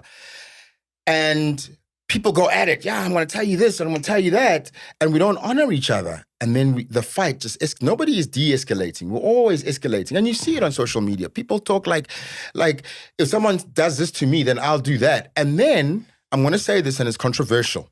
Because we weaponized GBV, what's happened is a lot of women don't think that if they're the perpetrators in terms of if they hit a man, that's GBV. To them, it's like you took my phone, so I smacked you in the face. Don't take my phone again. But if it was the other way around, you'd be going to jail. Yeah. It's curtains. GBV. Takes your phone, you slap that, bro. GBV. Yeah. But if it's the other way, it's like, And funny enough, when I was in court, that's like what the prosecutor said. This lady prosecutor, she was like, because I was like, listen, and I'll fight. When my ex was, I've got her phone and I'm not giving it back because she's trying to pretend that I'm beating her up, but she's recording this voice note going, you're beating me up, and I'm like, dude, like, why are you even recording as a voice note? You're just trying to stitch me up, you know? And she's going, My guardian at the time was his name was Philly. Well, he was like someone, he works for my parents as well. Philly, young Bulala. And I was like, girl, if I wanted to kill, and I said this if I wanted to kill you, but I was mad. I was like, fucking swearing and all those things. If I wanted to kill you, I'd just do it right now. And then I smashed it.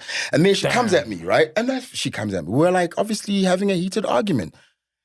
And then the prosecutor says to me, of course she smacked you in the face. You had a phone. What did you expect? In open court. Whoa, the prosecutor. The prosecutor. So that's when I was like, ma'am, you've just described gender-based violence. Yeah. In its most stringent form. Purest form, definition. Purest form. So what you're saying is it only applies when it's done by a man. You understand the hypocrisy of your statement. And right there and then, I got it. Like, we are trying to solve a major Why did you have thing. a phone? What was on the phone? No, nothing. She was leaving the voice note. She was just recording like I'm trying to like beat her up. Oh, so you're right? trying to take the phone. Yeah, so she's like going, why are you hitting me? Stop it. And you're just standing I'm looking like, at what are you doing? Yeah, like, how? And look, I always say this. I should have really, all these years of this expensive private school should have made me just walk away. But I was mad that day, man. I was pissed that you're trying to do this. So you never laid a hand on her? me. Never. Imagine, dog. Don't do that to me. And then afterwards, it's like, oh, shit. What did I just do? Yeah. And I said, I'm so sorry. I'll get you another phone, but I gotta go to work. But you didn't lay a hand on her. No. So that's still fine. I mean, yeah, you lost your cool. I lost my cool. There was no GBV. Grab that phone, man. Yeah. But the thing is, like, Hey, how did you win the case, bro? Well, I think right there the judge was like, the magistrate was like, okay, we've heard this case because it gets ventilated in a court of law. So you get to tell your story. Then really smart people, if your lawyer is very good, will ask questions. What was her story? What was she saying? So she's saying, because she went and got a whole J88, right, which is the form that you go and do. J88. It's a J88 form. So anybody who has been abused, you go to the police station, you fill out a form, then you go to the hospital, and at the hospital, they fill out a J88. The J88 shows where you've been injured. Gotcha. So on her particular J88 form, she was like, she had a bruise here, she had a bruise somewhere over here or something like that. And they were colluding with this doctor because it's her doctor. It's a guy we all know. Jesus. But he wasn't in the courtroom to tell us, well, how did this come about? So my lawyer asked us a very simple question. So you say he elbowed you in the face. Okay, elbow in the face. And that's how you got that mark.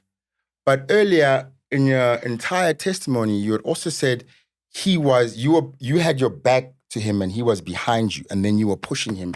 Where were you pushing him? Like, I was pushing him here.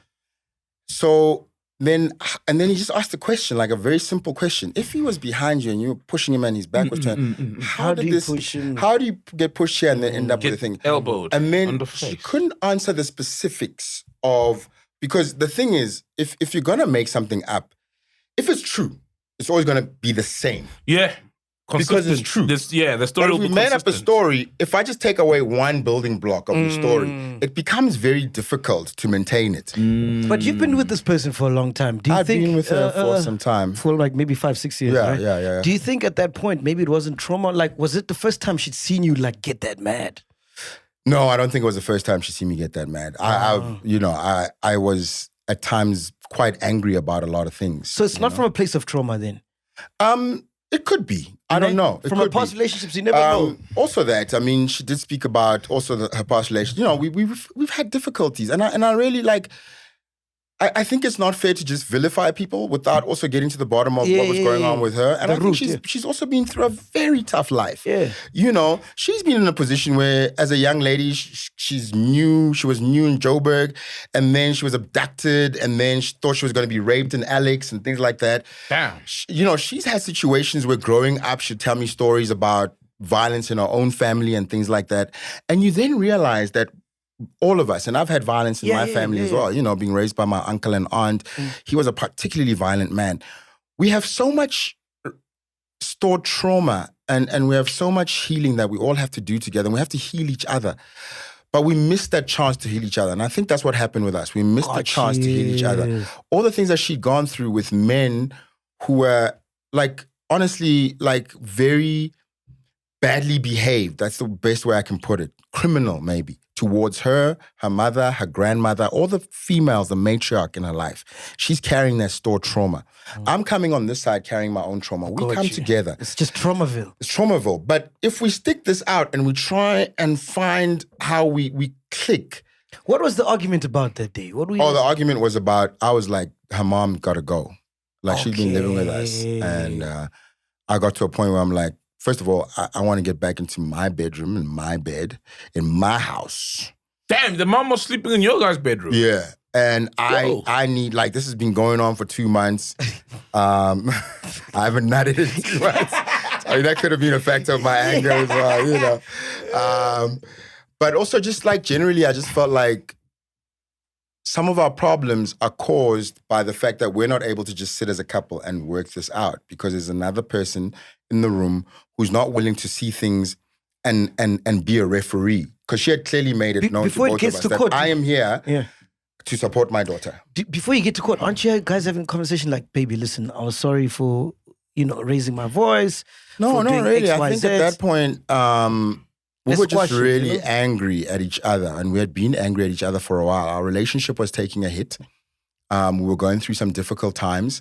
I myself, there were times when I was not doing the things that were fantastic as a husband. I'd gotten to a point where I checked out of the relationship.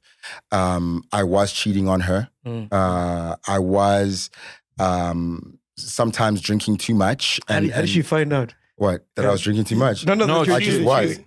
Oh, you guys try to stitch me up. No, man. Like, I was just so bad at it. like everybody else.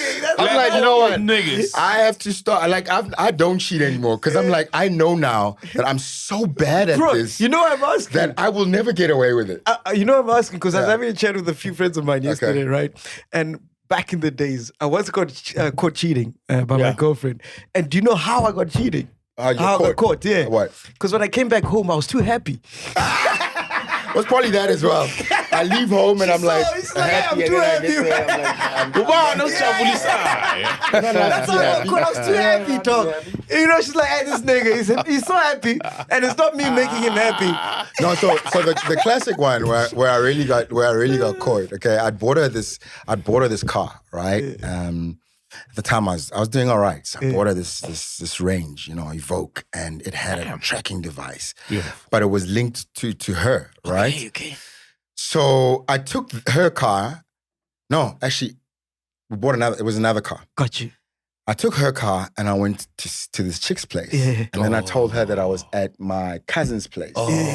And then all she had to do was just go on the tracking device. She was like, where's your cousin's place? It's in the East End.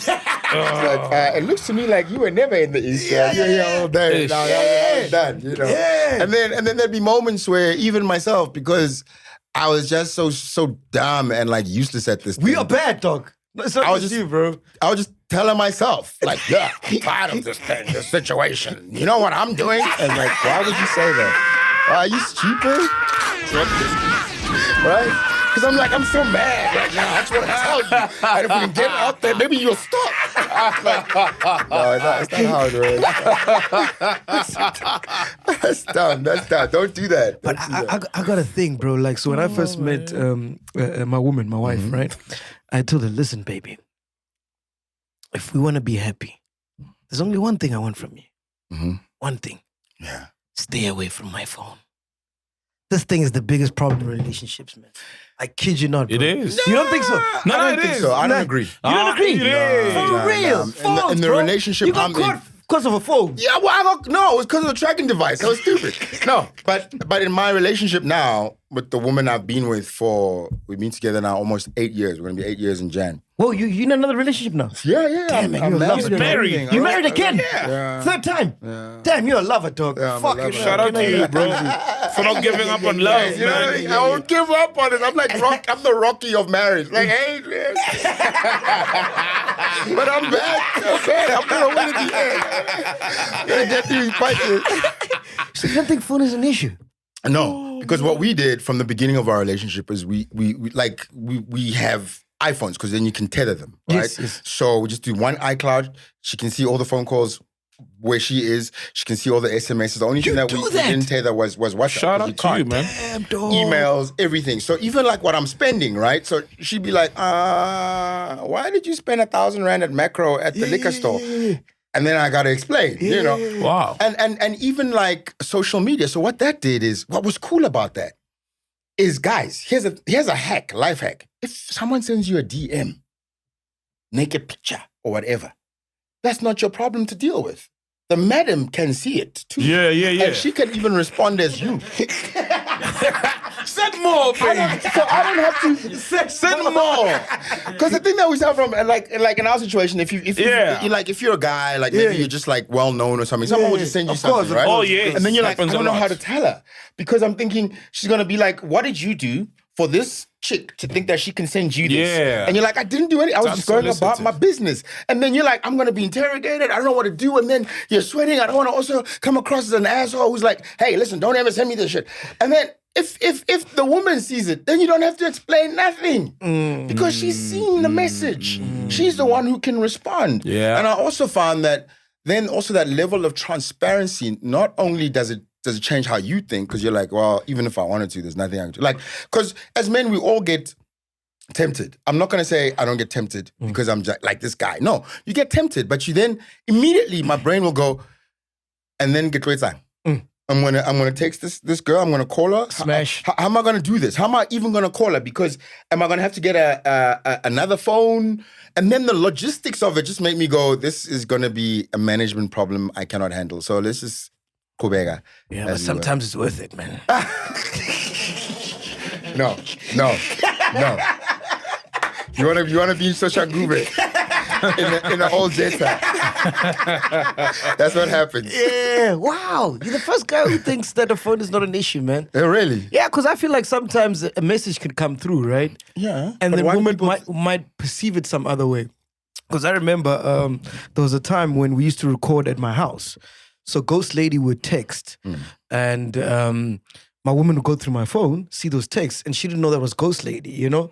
She's like, who's this bitch coming to your house? I'm like, hey, that's Ghost Lady, man. We're recording. You get what I'm saying? But I think also then it just sets some nice boundaries that you also then have to go, hey, listen, you can't talk to me like that. You know, I've got a woman. And I think we go back to that, you know, where you have to be able to say to the opposite sex that we can't do this, we can't do that. And yes, sometimes we'll fall short. I think I have from time to time because I'm stupid, I'm a man, where you go, oh, that wasn't maybe appropriate, but I think she thinks I'm attractive, you know, for that moment. And then you just kind of like find your way back and you go, hey, look, man, you know, that's not how we supposed to talk to each other. I'm in a relationship. Please respect And what's it. your take? Because it seems like now infidelity is just like, it's normalized now. I think we normalize it Yeah. because we think of infidelity as it's not a big deal, but it's a big deal. It's not a good thing. It's not good for relationships. To go back to GBV once again, I in my own opinion, and you can quote me on this, you don't have to quote me on this, you'll find that a lot of times when relationships have violence in them, there is also infidelity that was there first. I got some stats here about divorces, right? It's from 2022. I was too lazy to find the ones now. But just some stuff that I wanted to share with you guys. I thought it was interesting. You know? As a guy who's been divorced twice, yeah? Mm-hmm. So you got married. Who was the first lady you married, yeah? A lady by the name of Angel. Angel. White lady? No, black lady. Black lady. Yeah, Where do you meet her, bro? I think it was at a party. Yeah, I met her at a party. She was like An industry party or just like a normal no, just party? like a party, a random party. I don't even know which cast we went to. And then there she was, just yappering and just being herself. And she was so bubbly and hot. Yeah. And I was like, oh, I gotta talked to this lady, and then we started a relationship, and we fell deeply in love. I'm a lover, so I always go, I love you. How long before you smash? I was young. I was in great shape back then. I had the gift of the gab. No, it wasn't a week. It took a while. It took a while. Yeah, More than 30 days? Yeah, I think so. And for me, that's also like, if it takes a while, that for me is like, you know what? I think there's something here because it's real, you know? It's like, I think, ladies, you got to learn how to hold out, man. You know, you really got to learn how, because it takes your values, it takes your value up. Yeah, 30 minutes. Like, I hear young guys going, yeah, we went on our first date and I smashed. I'm like, what? What? How did you do? No, ladies, your value goes up if you don't let him smash for at least a couple of days. Come on. It does. Saul disagrees. The guy puts value when he either talks to her and they go for that date.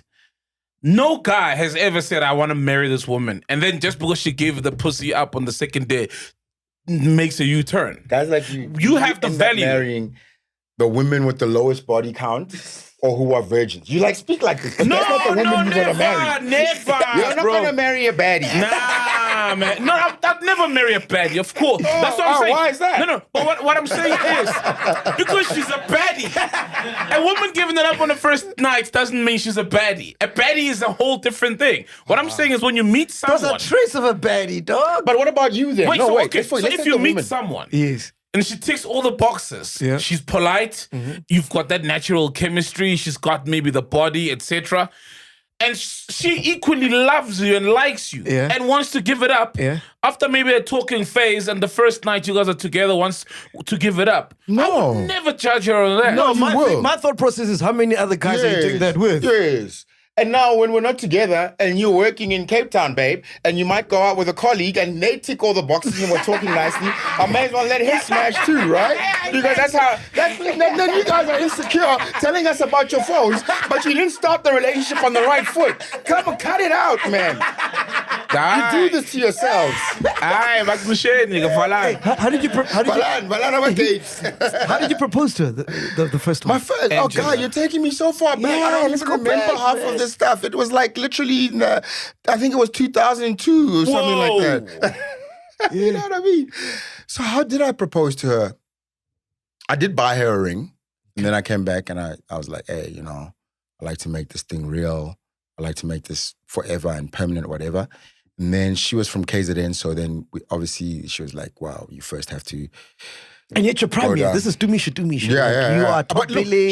She met me on the come up, so I hadn't even done Isidingo yet. Oh wow! I was all that guy, you know. But she believed in me and stuff. And then that came. Got you. But that also I think messed her up a bit because I think she didn't really. And a lot of people don't really understand like about this industry, like how real it is, right? You just think, I know what fame is, but when you're in it, you realize like there's no switch. Like we're together, and there's no like. Okay, we're going to the mall. I'm going to switch off the fame thing now. People can't bother you. People can't. But it's like it's always on. And even sometimes I got to go, oh, shit, I'm famous. But now you're with someone who is not, but they are. And at the same time, you're this person to everybody else. And then you're this person at home, right? So how did you propose? So you put the ring, I can't really remember, so I'm going to make stuff up and then you're going to get me in trouble because if my proposal was really good, maybe my third wife might go, oh, you didn't even do that. All you did was like, this. Just said, can I send your parents a letter? Like, you know, no. But you guys are still good now? No, she passed away, unfortunately, before we got good. But we were getting there. We were like getting good. But she passed away really young. I think she was about 36. What happened? Whoa. I don't really know, but I think she had a heart issue or something. You know, she died of what we call natural causes, you know? Yes. And that was quite sad. I still have a relationship with her mom, so we talk. Oh, sorry to hear that, man. Yeah, and like she was the apple of my mom's eye, so that was like really hard. And she apart from the fact that we got divorced, she was a great person. You know, no kids, huh? No kids, fortunately. All right, cool. Yeah, because when I went in the second one, I had one kid, and then I realized, wow, bro, this can be dramatic. The second one is Zozabini, the celebrity. Is it Zozabini? No, not Tunzi. Not Tunzi. Not Tunzi. Which one is it? I don't know, man. I know it's a Zosi. She's also Beanie. Yeah. How do you meet her? Party as well? No, actually, she was my client. I was doing a voice, and then there she was in the studio, you know. She was very young. Oh, wow. She really didn't know what she was doing either.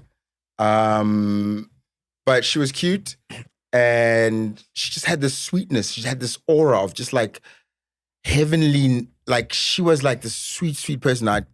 I'd gone divorced. I was now living at this place in Fourways. I just moved into my place in Craighaven. I was getting back on my feet, you know. And I'd lost some weight. I was looking good. And I was what's the word? I was confident. Got you. So after we did the voice, a couple of days later, I was just like hounding her, like, what about my invoice? Like, I need my invoice paid. And I was like, actually, I don't really care about the invoice. I just keep calling just to talk to you. Wow. Why don't we go out on a date? And she was like, oh, okay. All right, let's try it out. And we did. And then we had a great first date. And then we just like hung out from then on, you know. And do you still remember the... She didn't give it out for a long time. So there you go. It was like the first night. Wait, can you take me back to when she tells you that you guys are pregnant? Like, what's happening there? Oh, so before that, like we tried and then we lost. It didn't happen. Didn't happen. For real. So we're kind of sad about that. And for a it's your while. guys' first one for each. Yeah, so for you both like of us. you Like, buy the kid, the clothes. But fortunately, it wasn't that far in. It was like a couple of months in. And then that was quite devastating. Whoa. But it was like, okay, let's maybe try again. But then that's even more scarier because you don't know. Right now you're like, and then are you going to carry it to term and everything? So we had gone, because it wasn't easy for her to fall pregnant. And we were gone to a prayer night at our church and we'd asked them to pray for us. And that night we were driving in the two cars. She was in hers, I was in mine. And we're going home because she had come from work, so we couldn't get there together. And we're driving home and this song plays on the radio, right? And Frank Ocean. No, it's actually Zinati by, what's his name, man? Sounds like Afro pop. Something X. I can't remember. And he's gonna kill me because like we're so tight. Local guy. Got you. And it's like Zina Tinti Gelelo, and we're both listening to that same station, that same song at the same time. We got to where we were about to have dinner. We came out the car and we're like, we're gonna call our kid Zinati. No, it's in different cars. In different cars. No way. And we were like, we're both had, and we're like, and then a couple of months later, she was pregnant, and there it was, you know, and we were like excited. Crazy. Wow. I was older, so I was really looking forward to having a kid, you know, and I had the means, so that was like a beautiful place to be. I really recommend that, bro. When How you're come? really ready. How come no one ever tells us about the mood swings in the last trimester? Because those ones are from the devil himself, bro. The devil. No one ever warns us about that, bro. Look, bro, now I get why so many fathers leave. Is that what they say? Yeah. No, you know what I'm talking about, dog. I know. I think the whole. Not really. But the whole time, the whole pregnancy, because all these hormones are happening that the women can't control. Bro, okay, and let me give you an example. The last 8-9 months, is hell, bro. Like, I remember the first pregnancy, and this is my first time, right? So first time in a pregnancy, whatever. 6 months are great, 7 months are great. Bro, the last 2 months, you can't do anything right. Kibo, you are never here, you're working too much. You're like, all right, cool, this weekend I'm here with you, baby. Friday, I'm with you. Saturday, Sunday, why are you always here? Get the fuck out of here, man. Jesus Christ. Why here if not? Yeah, yo, boy. It's a mess. The hormones, bro. Do them, I like. I'm not, bro. Damn. Like, they're from hell, bro. Yo. Especially if you live with the person. Yeah. You can't That's why I'm do like, I anything can't really. right, dog. You can't do anything right. You smile. Why are you smiling so much? Hey. Yeah, you start smelling funny to them as well. Now suddenly you're like, oh, get away from me. You smell funny. And no one ever warns us about that. Yeah. No one ever warns us about that, and I think it's a good warning. But it's part of life, guys. Like I said earlier, you're not always going to be happy. We've been lulled into this false sense of when I'm with this person and whatever, we'll always be happy and everything will go smoothly. But that's not how it is. Were you inside when she was giving birth? Did you? Yeah, I was. I was there. I was there. After experiencing that, I'm not sure if it's such a good idea that men should be. I don't think it's like, I don't think I want to do that again. And I don't think it's necessary. Yeah. First of all, you're a spare wheel. You really feel like there is nothing for me here to do except be here. Yeah. Everything that they're doing to her is like, oh my God. Like she had a cesarean and they were like literally elbowing the baby out. Like, I'm like, the baby's gonna come out fucked up. She's gonna come out retarded. And she can't feel anything. She's there, but her stomach's cut open. I'm watching this. I'm like, what's happening? It's a car wreck. Yeah, like, what's happening? Like, why did you guys ask me to be here? Yeah. Baby comes out, it's ugly, it's like this. They haven't washed her. I'm like, no, man. I'll be on the other side. So the reason why I'm asking this is because from that beautiful moment, then you have to fight for custody, bro. Like how life just changes. How life just changes. Like from that beautiful moment to before a baby came, Top Billing came and interviewed us, and we had this beautiful man. From there, the kid grows up, and her first birthday party, you know, we were organized. We did a Stain City. It was like this big thing. We brought our family there, and they thought we were so successful. And then a couple of weeks, literally later, it's all over. Jeez. Weeks. Weeks after my daughter's first birthday party. Weeks, maybe even, the week after that, or 2 weeks down the line. And you guys are rocky at this point. Yeah, we're rocky. We've been rocky for a while. But there's hope. There's hope. In my heart, there's still hope that maybe if we get past this, maybe if we like really get to understand each other, trust each other more, we can get through this. But I also think that, and I'll go back to it's difficult to be with someone who doesn't understand that you are famous, and it's not the same. You know what I mean? Like, you have to not be, first of all, insecure, because everywhere we go, but there's a chance that either someone might be a chancer, might take a chance. It's basically like a famous man is like a beautiful woman. Everywhere you go, every man wants to look at her, wants to sometimes go, hey, from what, same thing. You gotta understand, Brandon. So when you're on the other side being with a famous man, that famous man is gonna get that. And you must be secure. You must be secure and be like, this is my man, I'm with him. And if your man has done things to make you secure, sit in that security. Because otherwise everything is going to drive you mad. And I think a lot of our sisters have been traumatized to such an extent that they can't sit in the security. So I want to know the process of you fighting for the kid. What does that look like? What court are you going to? Are you filling out a J88? What's going on? So it starts, and I'm glad you asked that, because a lot of people don't know and they suffer. So the Constitution says that our rights as fathers, especially if you were married to the woman when the child was conceived, when the child was conceived, if you were married to the mother, or when the child was born, you were married to the mother, or the child has your surname on their birth certificate, you have the equal rights and responsibilities. So if you separate, it should be naturally default 50-50. But the courts don't do that. The court, especially if the child is young, the courts will just go, the child's under 2. The mother will see her, will have primary custody, and you'll see her on the weekends every second. So they don't follow the law? They don't follow the law. And you're like, but wait, why can't I? Well, we don't trust that she can do it. And you're like, no, but I can. So you got to fight for that. And you haven't even been proven unfit to be a father. Yes. And then here's the other thing that we have in our Children's Act, that it states that it must be in the best interests of the child.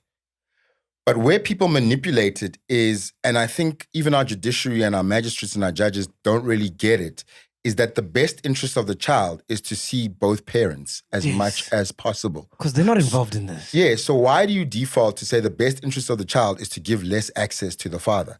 Rather give full access to the father as a court order. And then these two can then say, listen, I am not capable at the moment of taking care of this young person as a baby. So we, between us, will have, I think I'll see the child this many times when I can or whatever, and then you agree on that. But when I'm ready, I don't have to come back to court to have the child for 50-50 of the time. Because here's the thing that a lot of people don't understand. You're fighting me to not see my child 50-50. But do you know how much relief you will get, because raising a child is hard. If you have two young children and you're the mother on your own, you're with these kids all the time. All their needs are on you. Are you going to court? So when you start fighting? Yeah, I'm going to court. But at this point, I'm going to like 4 different courts at the same time.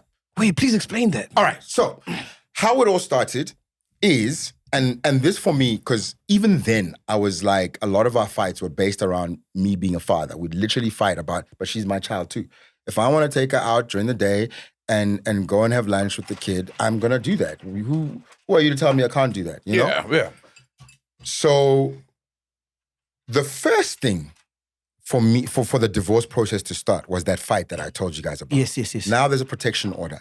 So I get kicked out the house. Oh, yeah, with the cell phone thing. Yes. So this is how usually the process actually happens, and men lose a lot of their rights through a divorce. The protection order is done in the court that is for domestic violence. Gotcha. So it's under domestic violence. Nothing with the kid. Nothing with the kid. But you're out the house now. Gotcha. So immediately you can't just come and go as you please. No. So now already you have to start setting the boundaries of when am I going to see my kid? And she If can't you be don't, there. yeah, you or have a protection exactly. order. If you don't, usually fathers like disappear for 6 months or whatever because they can't. There's a protection order to a year. Now you say, I want to see my kid. The court says, but the kid probably doesn't know you. So we have to start you at supervised visits 1 day a week for 2 hours. Cat's like, why? She's my child or he's my child. I want to see the child. Why should I pay someone to sit with me? It's like how it is. So if you don't accept that, then you probably never see, because then now the process just takes longer. But if you do accept that, you have to like really, it's a humbling experience. Is it the same if I didn't have a protection order? So let's say the cell phone incident didn't happen. I still have to... No.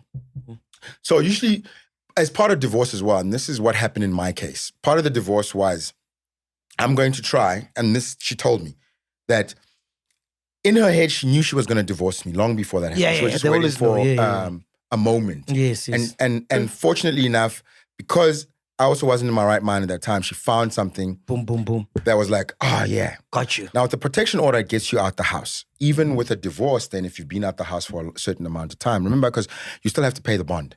So now you're paying the bond, you're out the house. So when you are now getting it, and a divorce happens, if you're lucky, in a year of just like back and forth and whatever. That's if you even have a proper settlement. But if you've been out the house for long enough, what then the lawyers do is they go, he hasn't been at the house for that long, and he's clearly paying for the house. Yes. So why can't you just let my client stay here and he moves out? And then he must just pay for the bond or whatever. Yes. Then you go back and forth, and if you can't afford that, then you say, no, rather than we just sell the house and split it as an asset. But if usually what happens is lawyers have figured out the system. And then now when a woman comes in and she's hysterical and like, I want to take everything from him, I hate him, whatever, they go, Cici, let's sit down. This is how we're going to play it. First, the protection order. And then we go to a criminal court now. What? It's a scheme? This is my take on the scheme, because I've seen enough of these cases in the courts. Yeah. So now you have a case in the criminal court, because now they go to the police station, they fill out an affidavit. Now you're facing a crime of assault. Okay. And it's usually with grievous bodily harm, GBH. Gotcha. And you're facing this domestic violence protection order, which is at first an interim order. You have to now appear in court in a couple of weeks' time. In that space, this person's lawyer will usually say, if you allow us to make this a permanent protection order, and it's simple, then you don't have to be in the same room with my client. Every time you see her, you turn around, you don't phone or whatever. We will take away the criminal case. Got you. And what then your lawyer, if is not a good lawyer, will say, look, that's the easiest way, because you never know what's going to happen in court, blah, blah, blah. That's what my first lawyer said. And I was like, oh, shit, okay, let's just do this. But by the time I got a guy who really wasn't trying to milk me, number one, and who really was trying to help me, he's like, that should never have happened. If you say you didn't do it, why don't you just fight it in court? And so we went and fought it in court. And that's why I say I'm always lucky that I went to court, because now the criminal case is heard and it's ventilated. And you have to be proven, right? First, it's beyond a reasonable doubt. But still, even if you can say if they can put doubt in the room, and here's where they went wrong. They had a witness. I'm not trying to give anyone a playbook here. But they had a witness. And the problem is the witness was telling the truth and said, but I didn't see I wasn't in the room, number one. But when she came out and for the next 2-3 days, I didn't see any bruises or signs that she had been assaulted. In fact, she didn't even act like she had been assaulted. Right? And that's what the case hinged on. And this lady was like, guys, I've lived with these people. And let me tell you something. When I lived with them, a lot of the drama was actually brought by this other person. Hey. So now it was like, then this whole thing just. But I'm still confused, man. So listen, I'm MacGyver here. Yeah. I want to get my kid back. What are the steps to take? The first step is to go to the family advocate's office. This is what you did. That's what I did. To get your daughter back. Yeah. So, like I said, I'm fighting all these cases at the same time. Yeah, it's a lot. I'm paying money for this, I'm paying money for that. So I'm being drained, right? Gotcha. And I'm also being told that I'm going to have to pay for her legal fees because there's a loophole or there's something. And maintenance. And all that. But if you sign this thing, then and I was like, no, but wait. And unfortunately, I kept saying, wait, and I didn't sign anything. The first place that they'll usually take you is the High Court for we call it a Rule 43, which is how you see the child. That's a very expensive endeavor because now you're paying for an attorney and you're paying for an advocate because the attorney has to brief the advocate. Every time you go to court, you're paying anywhere between, and it's no less than this, between minimum 15 grand to upwards of 50. Every time. Every time. Fuck me. So do that 10 times and it's $500,000 rands. $500,000, yeah. And every time you go, obviously, lawyers have their own tactics of how they'll keep the case going for longer and longer. Yeah, they're milking. So the first thing I did, fortunately, that lawyer that I had, my first one, dropped me. Because now they were like, if you don't pay by tomorrow, we're not coming to court. I was like, I don't have the money to pay tomorrow. Let's make a payment plan.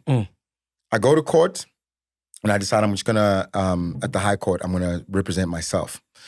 So the opposition's lawyer is like, listen, I'm going to make sure, because you want this to be postponed, that we go last so that you have to pay for my costs because you could have told us this before. I'm like, how was I supposed to know? My lawyer literally dumped me this morning. But if that's how you want to play it, I'm okay with looking at the judge and talking to the judge and explaining my circumstance.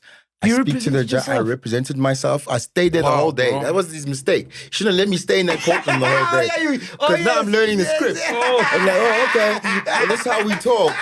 These are the points that work. Yeah. Oh, okay. All right, so when I go up, Learn the English. so I go up, I'm like, my lady. What my learned colleague fails to understand is that bringing a person to the High Court is a very expensive endeavor. Yeah. And it's something that I cannot sustain for very long. So I'm only going to lose this case you just saying I'm broke. based on a prohibitively expensive process. Yeah. He's like, words like that. Yeah. I'm like, okay, this guy knows how to speak English. And so she's like, so what do you want to do, Mr. MASHA? I'm like, I would like us to postpone. So until I get legal representation. But I would like us to postpone this and have the matter heard in the magistrate's court where I can now be able to have a representative I can actually afford. So it's in the best interest of the child. She's like, granted. Hey! And then this guy's like, and what about my cost? And she's like, cost for the cause, dude. You wanted to argue it now and we argued it. Everyone pays their own cost. Move out of there. Yes. But it was the beginning of the road. It was just a battle. I still had 5 years to go. Bro. All right?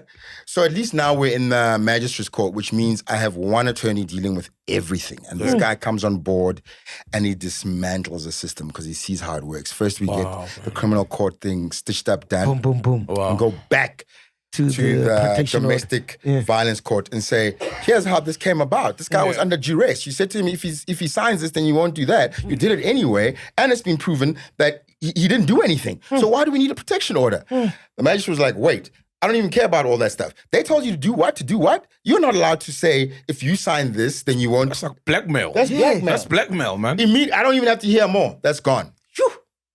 So if you're in that situation, know that you don't have to sign anything.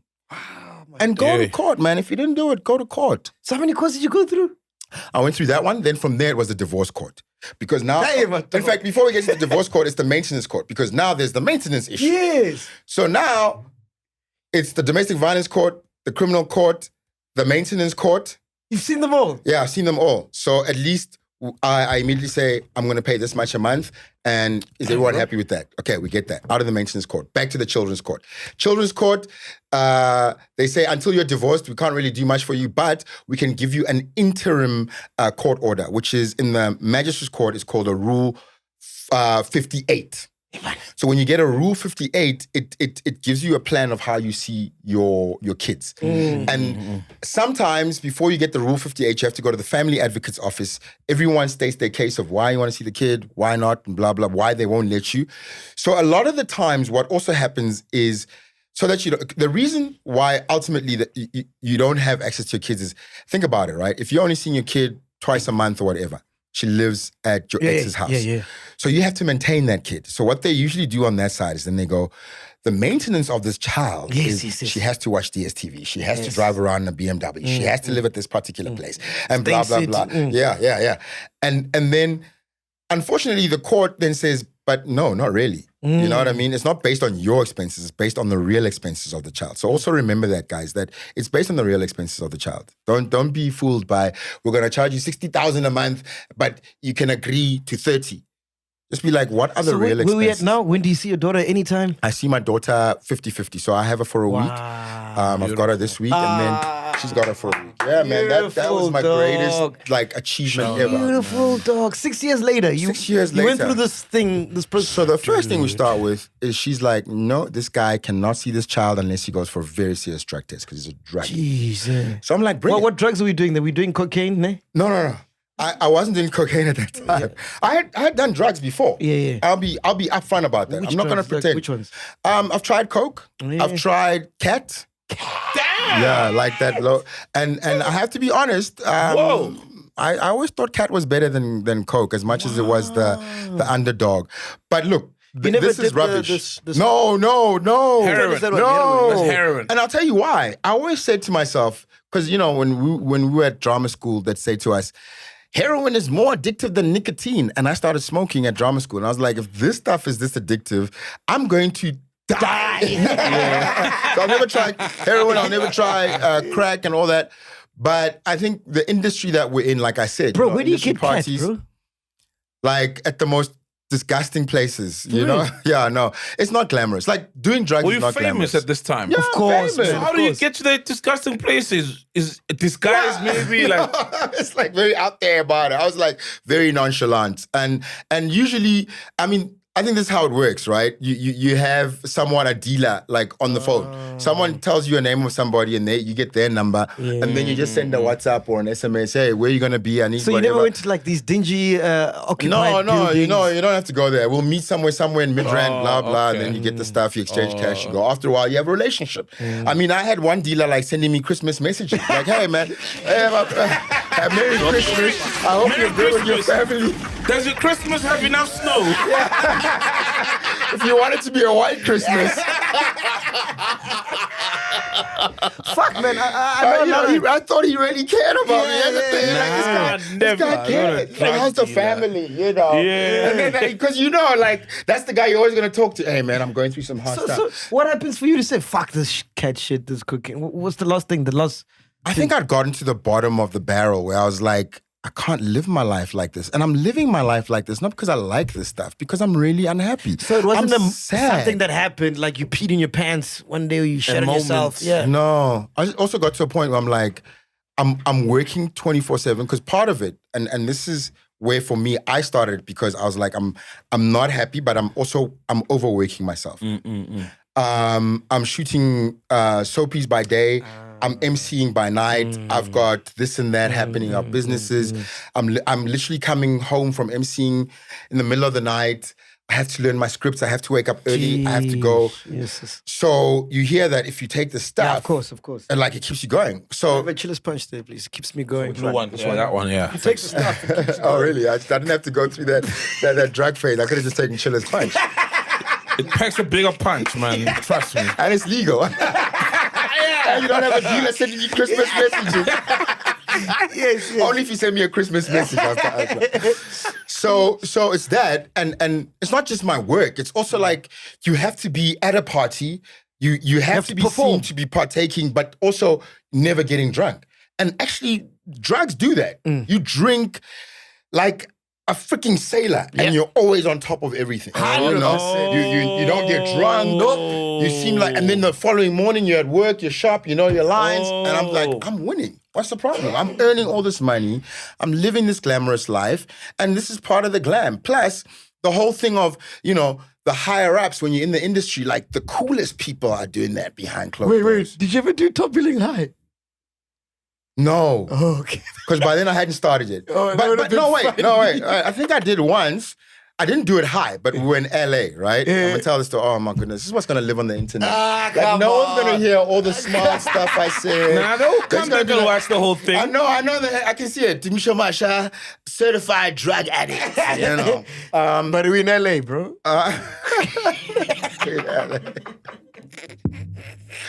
We're doing Top Billing. Yeah. We started out in New York. So here's a funny story about starting out in New York. So when you're doing Top Billing, the budget is tiny. So if no one has sponsored this trip, you are going to have a hell of a time. It ain't it. We fly from South Africa through Germany. We're like 10-hour layaway in freaking Frankfurt, just sitting around in the airport. We get to New York. They've literally got us this hotel that doesn't even have a toilet in it. Where the toilet is like an empty shell. Whoa. We have to share a toilet with the whole floor and a shower and everything. Damn, bro. One morning I'm going to go shower and someone has already been in the toilet. You know, you're like groggy, you open your eyes and right in the bowl is like, boom.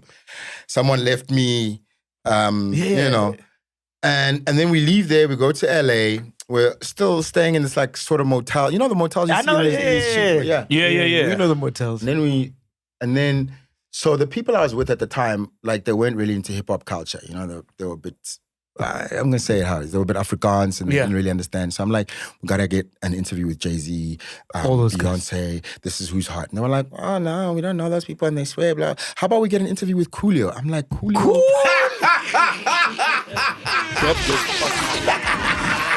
They're like, no. TUMISHO, we're gonna do it. I'm like, I was like, I'm not coming. I'm not, because I'm like, I'm a star. I can say that. I'm not coming. They're like, if you don't come, you're gonna lose your job. Yes. Okay, I'm gonna come. We leave LA. We go to Compton. Compton is like the hood. Compton looks like Protea. Where would it? Protea Glen. Like, bro, in fact, it looks like Deep Kloof extension. Bro, we wanted to go. They were all shit scared. They were all scared, bro. I wanted to go. Remember some people? Yeah. And the locals were like, why you want to go to the Compton? Because they're like, it's the hood. What you saying? Yeah. But it's nice and clean and people take care of it and stuff. And we get to this house and it's Coolio's house. You know, he just lives by himself. It's quite a small little house. In Compton? Wow. And Cat is living like a straight up bachelor. There's like a pool table in the middle of the lounge with laundry on it that hasn't been washed. There's a freaking bench with a barbell, like in the dining room. Like even bachelors don't do that, right? And I'm like, this is already not Top Billing. I'm like, I need to use the toilet. I go into the toilet. You know how cats be like literally guys are like this where like the toilet paper is finished, but there's nothing there, but you didn't take off that cardboard. Yeah. I'm like, this guy doesn't even have toilet paper. Coolio. So anyway, we go outside and then they've set up, they've tried to make it look nice because they've realized we're in the pussy. Yeah, you know. So they set up the cameras and we roll. And Coolio is uncouth, man. He's talking about, nigga, this, if that guy, and these Jews, and this industry, and Stevie Wonder robbed me, and fuck that. Robbed me blind. Yeah. Stevie robbed me blind with Gangsta's Paradise. I only get 1%, you know. So the cameraman just goes, we've stopped rolling, because he's there. He's like, stop rolling, but you got to keep going, because we're in the hood. We don't want this guy to get upset at us. Yeah. So we pretend we're doing an interview. Bro, that's content gold, dog. Keep us going, but they're not rolling. And then I'm like, yo, thanks so much, man, for everything that you've spoken to us about. I just wanted to ask you, because I've never tried sticky icky. Do you think we could get some? You know? And he's like, yeah, we can get some sticky icky. He calls these boys, these guys come. It's literally like I'm in a Gangsta's Paradise movie. Friday. I'm in Friday. These cats rock up in an S-Class, but they're sitting like this. Whoa. One guy's got his socks up to his like knees and shorts that are so baggy, but he's like this size. And they give us this banky, right? And they've charged us $100. Damn. And that's like robbed you. Yeah, like everybody has to put in their money. We're like, guys, I think that now we're not gonna eat, guys, but we've got sticky. I'm like, I gotta try this, and they left it with me. Sticky is what? Is it weed? It's weed. It's like the one that Snoop always spoke about. Okay, got you. Down the street, smoking endo. Okay, got you. Chronic. I want chronic. It's chronic.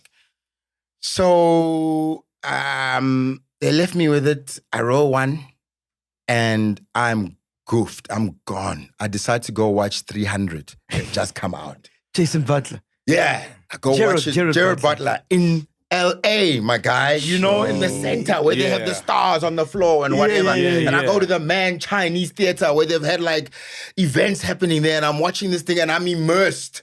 And all I can remember is this is Sparta. And I go back to my room, and I was in pretty good shape then. I was doing some boxing and stuff. I'm in my underpants going, this is Sparta. And I'm doing the kick. This is Sparta. And I slip on the carpet.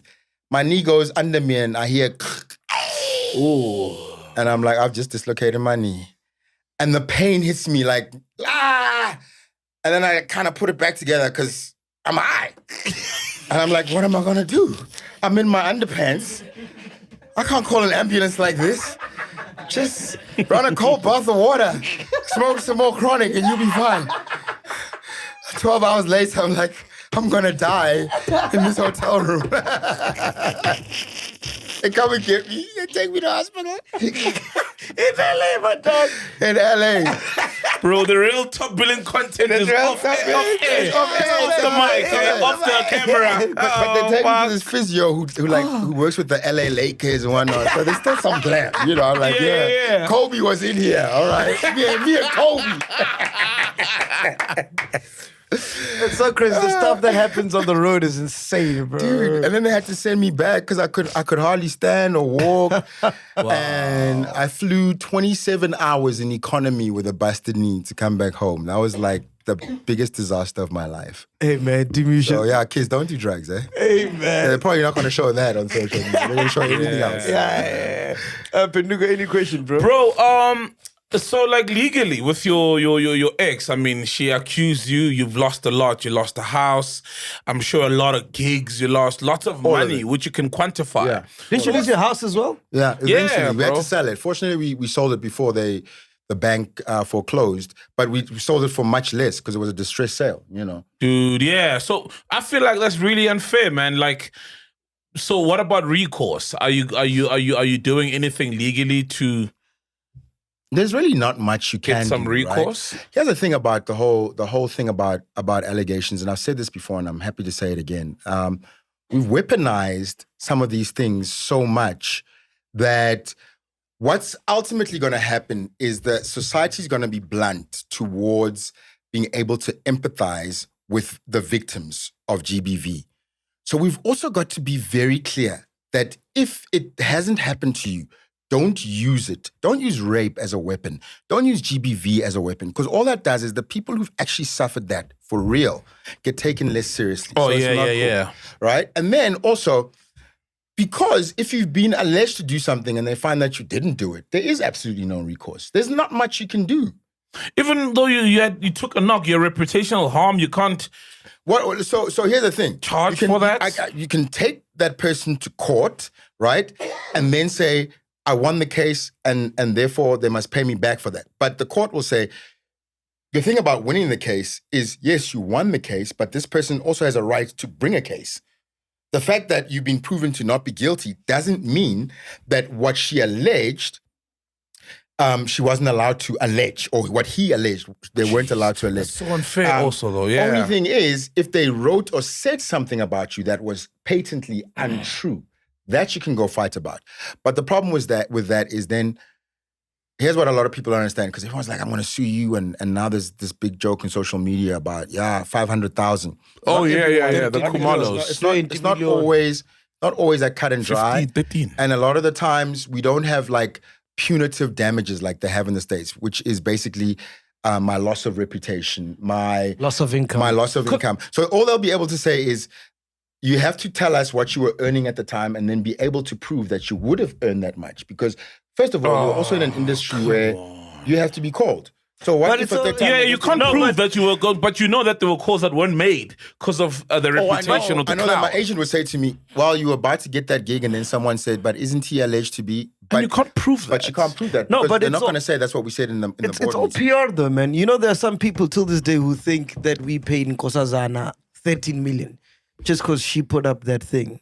Do you get what I'm saying? It's all a PR thing. So like people now, they so like uninformed that once they see the statement and they see the amount, they think that is the amount that was actually paid. Yeah. And don't understand how the law works. Exactly. That's the Because you have other to thing. prove how much damage did that thing cause for you to equate it to 13 million. Yes. Yeah, Was there yeah. a check that was written 13 million and then because of You we lost said it, this? yes. Yeah. And they literally had to have sent an email saying, hey, Yes. so, We are- you know, Yeah. we're sorry. But because of that. Because of that. That's we're true. not Oh, going to- come on. You understand? I really feel like the law should be revisited because I think if we or anyone who's accused falsely and they suffer reputational damage should be able to then go back and charge that same person. If there was a law like that, people would think twice, especially before bringing false accusations that are damaging The thing is, reputationally. the other side of it, and we've got to think about it this way.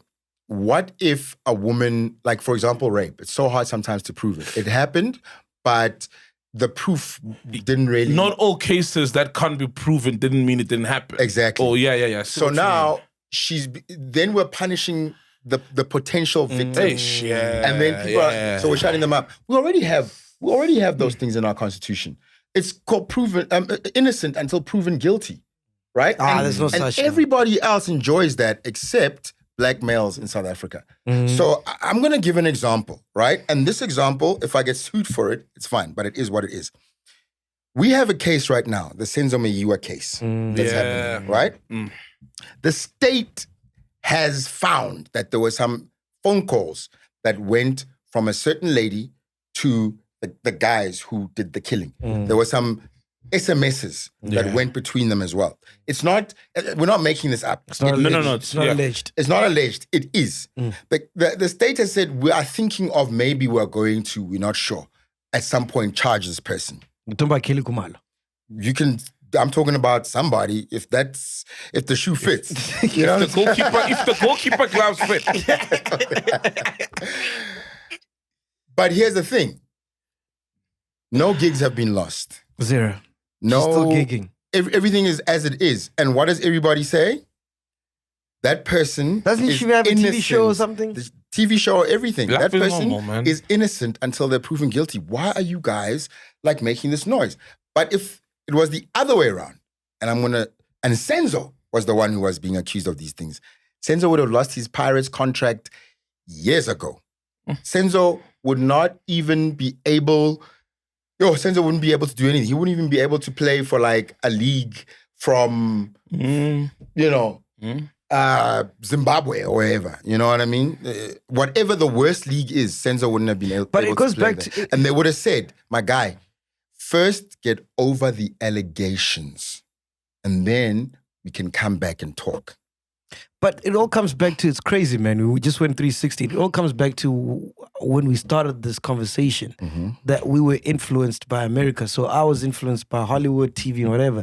So now in this new generation, the influence is social media. So that kind of behavior, that kind of mentality comes from America. Yeah. And it's been influenced. And we always copy what America does. You know what I mean? So it's a thing where that was prevalent with, who was it, man? When they were just canceling everybody. Yeah. Comedians. Even Dave Chappelle was about to Dave cancel. Chappelle.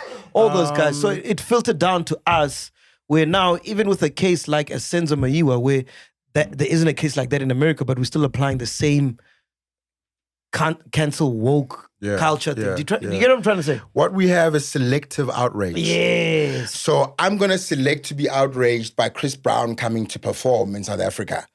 Okay? That's an outrage. But I'm not going to be outraged by the illegal miners who raped 18 women last year because that doesn't get me any publicity. Now, where does that No one wants mindset to talk comes about from? it. I'm not going to be outraged by a young girl who was raped and murdered in Diepsloot.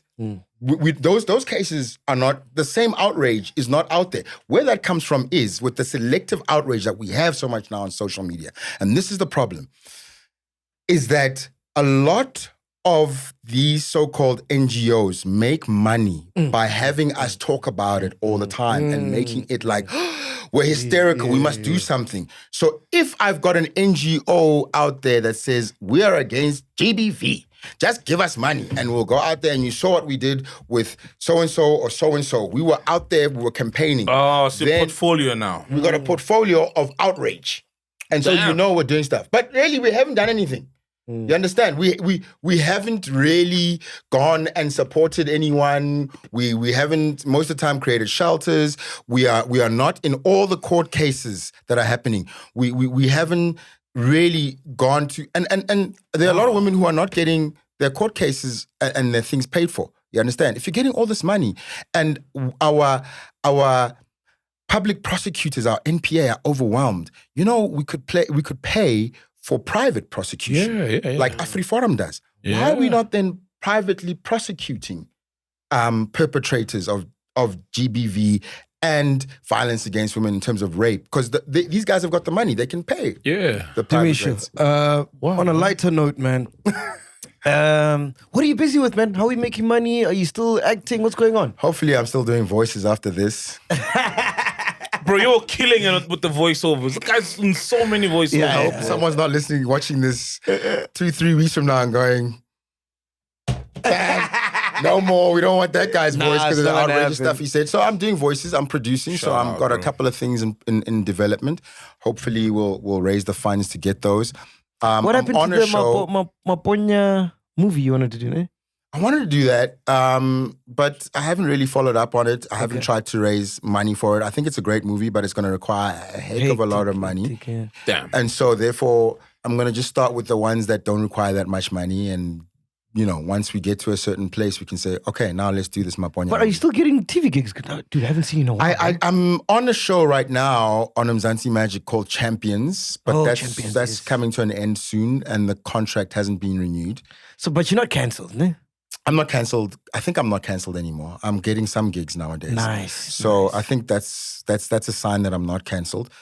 I don't know if I'll stay off the cancelled list after this though. Did you lose any friends throughout this? You know, like fake industry friends that never pick up your calls. I lost a lot of friends. And a lot of people who I thought were my friends as well jumped on the other side, and they were like, yeah, you know, that guy, I always thought there was something fishy about him, or I always thought he was an abuser. And I even had people that I'd grown up with, you know, there was a certain lady who really went on a rampage. You know, I mean, she apparently, I'm going to say apparently, allegedly spoke to Natim Tetwa when I was on the board of the NFVF.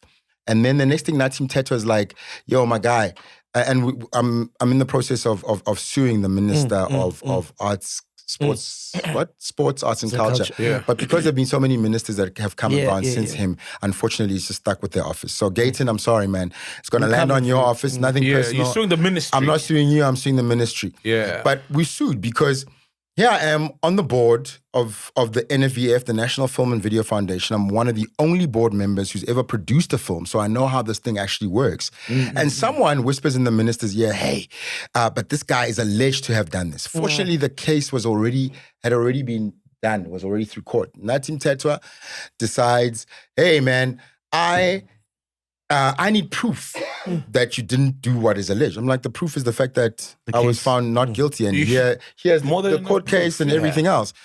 He's like, no, based on the allegation alone, I'm going to ask you to resign. And if you don't, I'm going to fire you. I'm like, I'm not resigning. Nah, take them to the cleaners, bro. You're going to have to fire me. So the next thing, I get a letter from the ministry and the NFVF.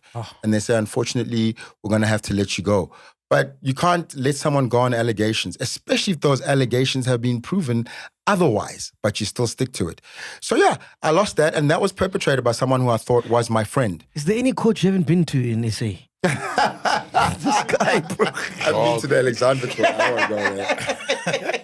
I like Joburg because as messy as they are, it gets worse. Like, trust me. And I've spent time in jail. Jeez, no way. I spent time in the holding cells in Polokwane. For what? No. So my wife now, her sister was getting married on the weekend. So I hadn't gotten to a point where we had a court order. How we're going to see this kid. So on Thursday, I'm supposed to see the kid for the afternoon. It's not a court order. It's just something that we have between us. I'm like, I'm just going to pick up the kid and then afterwards I'm going to send a text. Yo, Yeah. I'll see you on Monday. I've taken the kid. There's a wedding on Saturday. Yeah. Everything is fine. She's like hysterical. How dare you? You're not going to take the kid. I'm like, I can't because there's no court order. Why can't I take the kid? I got the kid. Went Polokwane. Friday, I get a call from the guy who was my lawyer then. You know what? It didn't really work out with him. And this is why. He's like, these people have gone to the magistrate's court, Randburg, and gotten an emergency a court order that says the child, there might be allegations of someone's inappropriately touching the child. And the child has got sleep apnea, and if she doesn't sleep with the mom, she might die. This is actually on the court. Die. Like literally die. Dude, they take this to the police station. The police station now in Midrand wants to come after me, but I'm not there. Everyone's calling and I'm like, I'm not listening. I'm not bringing the child back. Friday night, I get a call, my man, from a detective, Lieutenant Kruger or something with a heavy Afrikaans accent. And this guy is the head of the Gauteng hostage negotiators. He's like, dude, listen, you know, I'm the head of hostage negotiation. So according to us, you've kidnapped your child and we need the child back. I'm like, I haven't, but that's how it is. I'm never going to give the child up. So we come to an agreement. I said, okay, you know, because he's like, it's not worth it, blah, blah. So we come to an agreement. The following day, I was supposed to go to the Polokwane police station, hand the child in.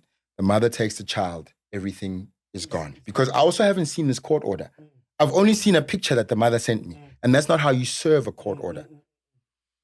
And that's what I say. Like, I haven't had, like, the court hasn't sent me this court order. Because you must first, then bring the police. They give me the court order. I'm like, oh, okay, fine. Here's the child. No harm, no foul. But these guys in Polokwane get zealous now. They're like, yeah, we got this guy. We're going to teach him a lesson. They're like, in the holding cells with you. I'm like, dude, I'm not going there. They're like, you are. So I'm like, okay, I don't want to have also resisting arrest put on this thing. So I'm just going to do this. So if I say I didn't go to my sister-in-law's wedding, I was supposed to be the MC. My wife didn't go to her sister's wedding, which is really sad. Something that is really upsetting. My child didn't go to the wedding. The mother came and took the child away. Then I'm stuck in these holding cells all day. I'm with 3 other guys. So they're playing raba there, whatever. And 2 guys are there because they're illegal immigrants. The one guy is a local guy and he's a murderer. So I'm like, everyone's like, so what are you in for? He's like, I stabbed somebody. Damn. And I killed him. I'm like, why? He didn't want to give me what I wanted. Yo. Damn, you serious, dog? You know, he's like, yeah. I'm sure, what are you in for? I smoke cat. They said I kidnapped my daughter. It's like, there's no such thing. Tell me the truth. I'm like, that's what I did. Yeah. So anyway, I'm just sitting there minding my own business. How long were you there for? I was there the whole freaking day, like from the morning at about 8 o'clock until 12 midnight. Because in the background, my wife is organizing, talking to lawyers, and that's how I found this lawyer. And he comes to the police station and they release me. But I mean, I had 2 rules. I'm not going to eat prison food. I ate prison food. And then I'm not going to fall asleep in these blankets because, you know, holding cell blankets. Yeah, I know those blankets. Yeah, They're holding tiny. cell. They're tiny. Started at my feet. Try them in winter, bro. Got to my ankles, got to my knees. And you take like 2, 3 still. Yeah, got here. Fortunately, by the time I was getting here, MASHA, you're out. I was like, thank God, because I was about to, and I was like, I don't know what's going to happen in the middle of the night, but if these cats try something, it's going to be on in here. And that was that, you know. And that place is scary, man. I was arrested once for drinking and driving. Oh, okay. So I was in a holding cell, man. During winter with those blankets. Oh, my goodness. You are going to get under those pea stains. But I didn't eat the food, though. I didn't eat the food. I didn't stay that long. Well, I mean, these guys were like, eat. And I was like, no, I don't really want to. They're like, eat. Okay, fine. Eat the food. But that place is scary, man. It is. And the one thing the guy said was like, yeah, by the way, the murder, when you eat this food, it will last for 5.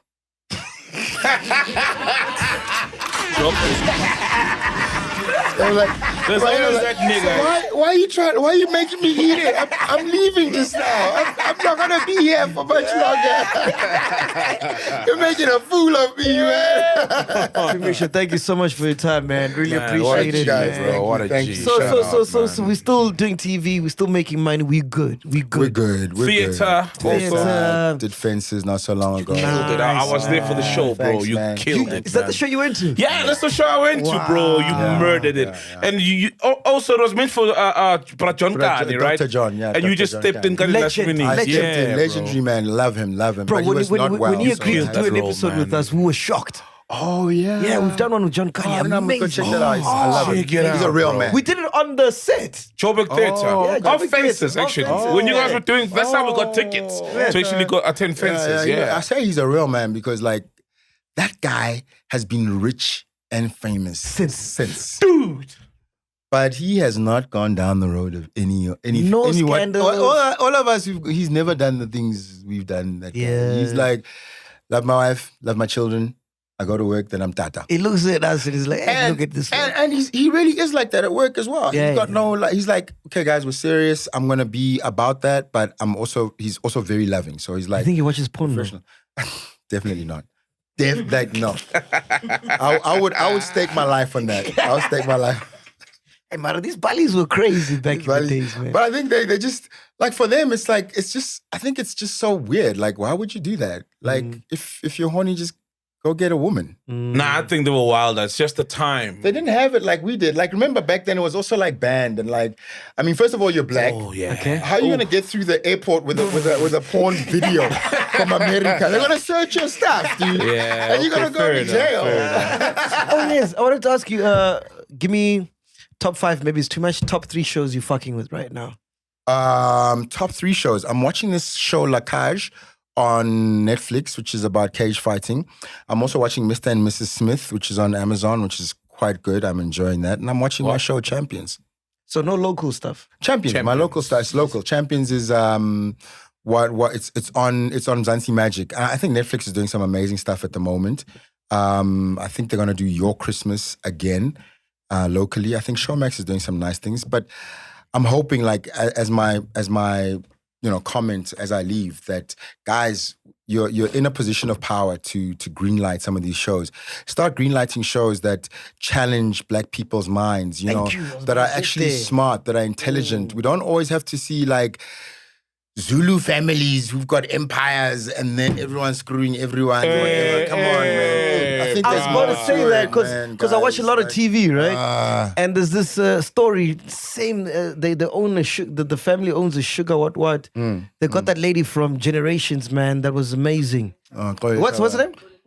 Kolile Shabalala. So that series, the acting is amazing. Julia Moderne. A lot of people are really good. They're good actors, but we're not given like really great material. The storyline was bruh, just a same little thing, man. storyline. Rich Also, families Why can't we feuding. just see like So there's rich families like feuding. stuff that like an investigative one where someone is like investigating something serious, some comedy. We're desperate for comedy because Black people are funny, and also stuff that can empower us and teach us stuff. Why can't we have like Billions, but a South African version where we're Bro, learning about and there's people living those lives. You watch Working Billions? at JC and them. Billions was crazy. It was Fucking amazing, right? bro. Why don't we have something Yeah. like that? Why don't we have like shows like you've seen on Netflix or on the internet, like HBO? HBO is crazy with it. Where you got this investigator who's investigating something, but maybe in their minds they are like they can speak to the ancestors. Or they can see the dead body, like talks to them like, this is how I died. And then they've got to like bring what they saw to the dead body told them, like, but prove it forensically. That would be wild. Bro, I'm watching we've this. developed it and written it, so if anyone's listening, you can do it. I'm watching the series where there's a guy who got arrested for like smuggling in guns and drugs and whatever. But then he's given 10 years. But they said, hey, we can shorten your sentence if you go into another jail, a maximum prison, and befriend this guy who's killed and raped girls and ladies and get a confession out of him, and then we'll let you free. What show is that? Oh, fuck, I forgot what it's wow, called. man. But like, stuff like that. You know what I mean? Yeah, stuff like that would be fantastic. Yeah, and we got Fantastic. crazy stories. Got beautiful stories. In SA. Yeah. But anyway, guys, I've got to go pick up my daughter. Thank you Shout so out, much. bro. TUMISHO, Thank you, man. fam. Before you go, man, what do you want to be remembered as when it's all said and done? I want to be remembered as first of all, a good father, someone who really cared about the people of this country deeply and wanted to use my platform to do amazing things for people. You afraid of death? No, because we get to live for eternity. We just accept Jesus Christ as Lord. Beautiful. On that note, we are here, man. Podcast and chill. Peace. Boom. Welcome to Black Excellence. Do not fear, for if you do, just sip on some grandeur. And if you still do, ask ourselves, what would Mapapunzi do? Parama chila, itlesha lefiki. Ungoyigi, even if when they ask you, Ausabiini, do not fear. For if you do, just say, Anistivi. This is the medicine of censorship. This is the pill. Which one is that one? Podcast and chill.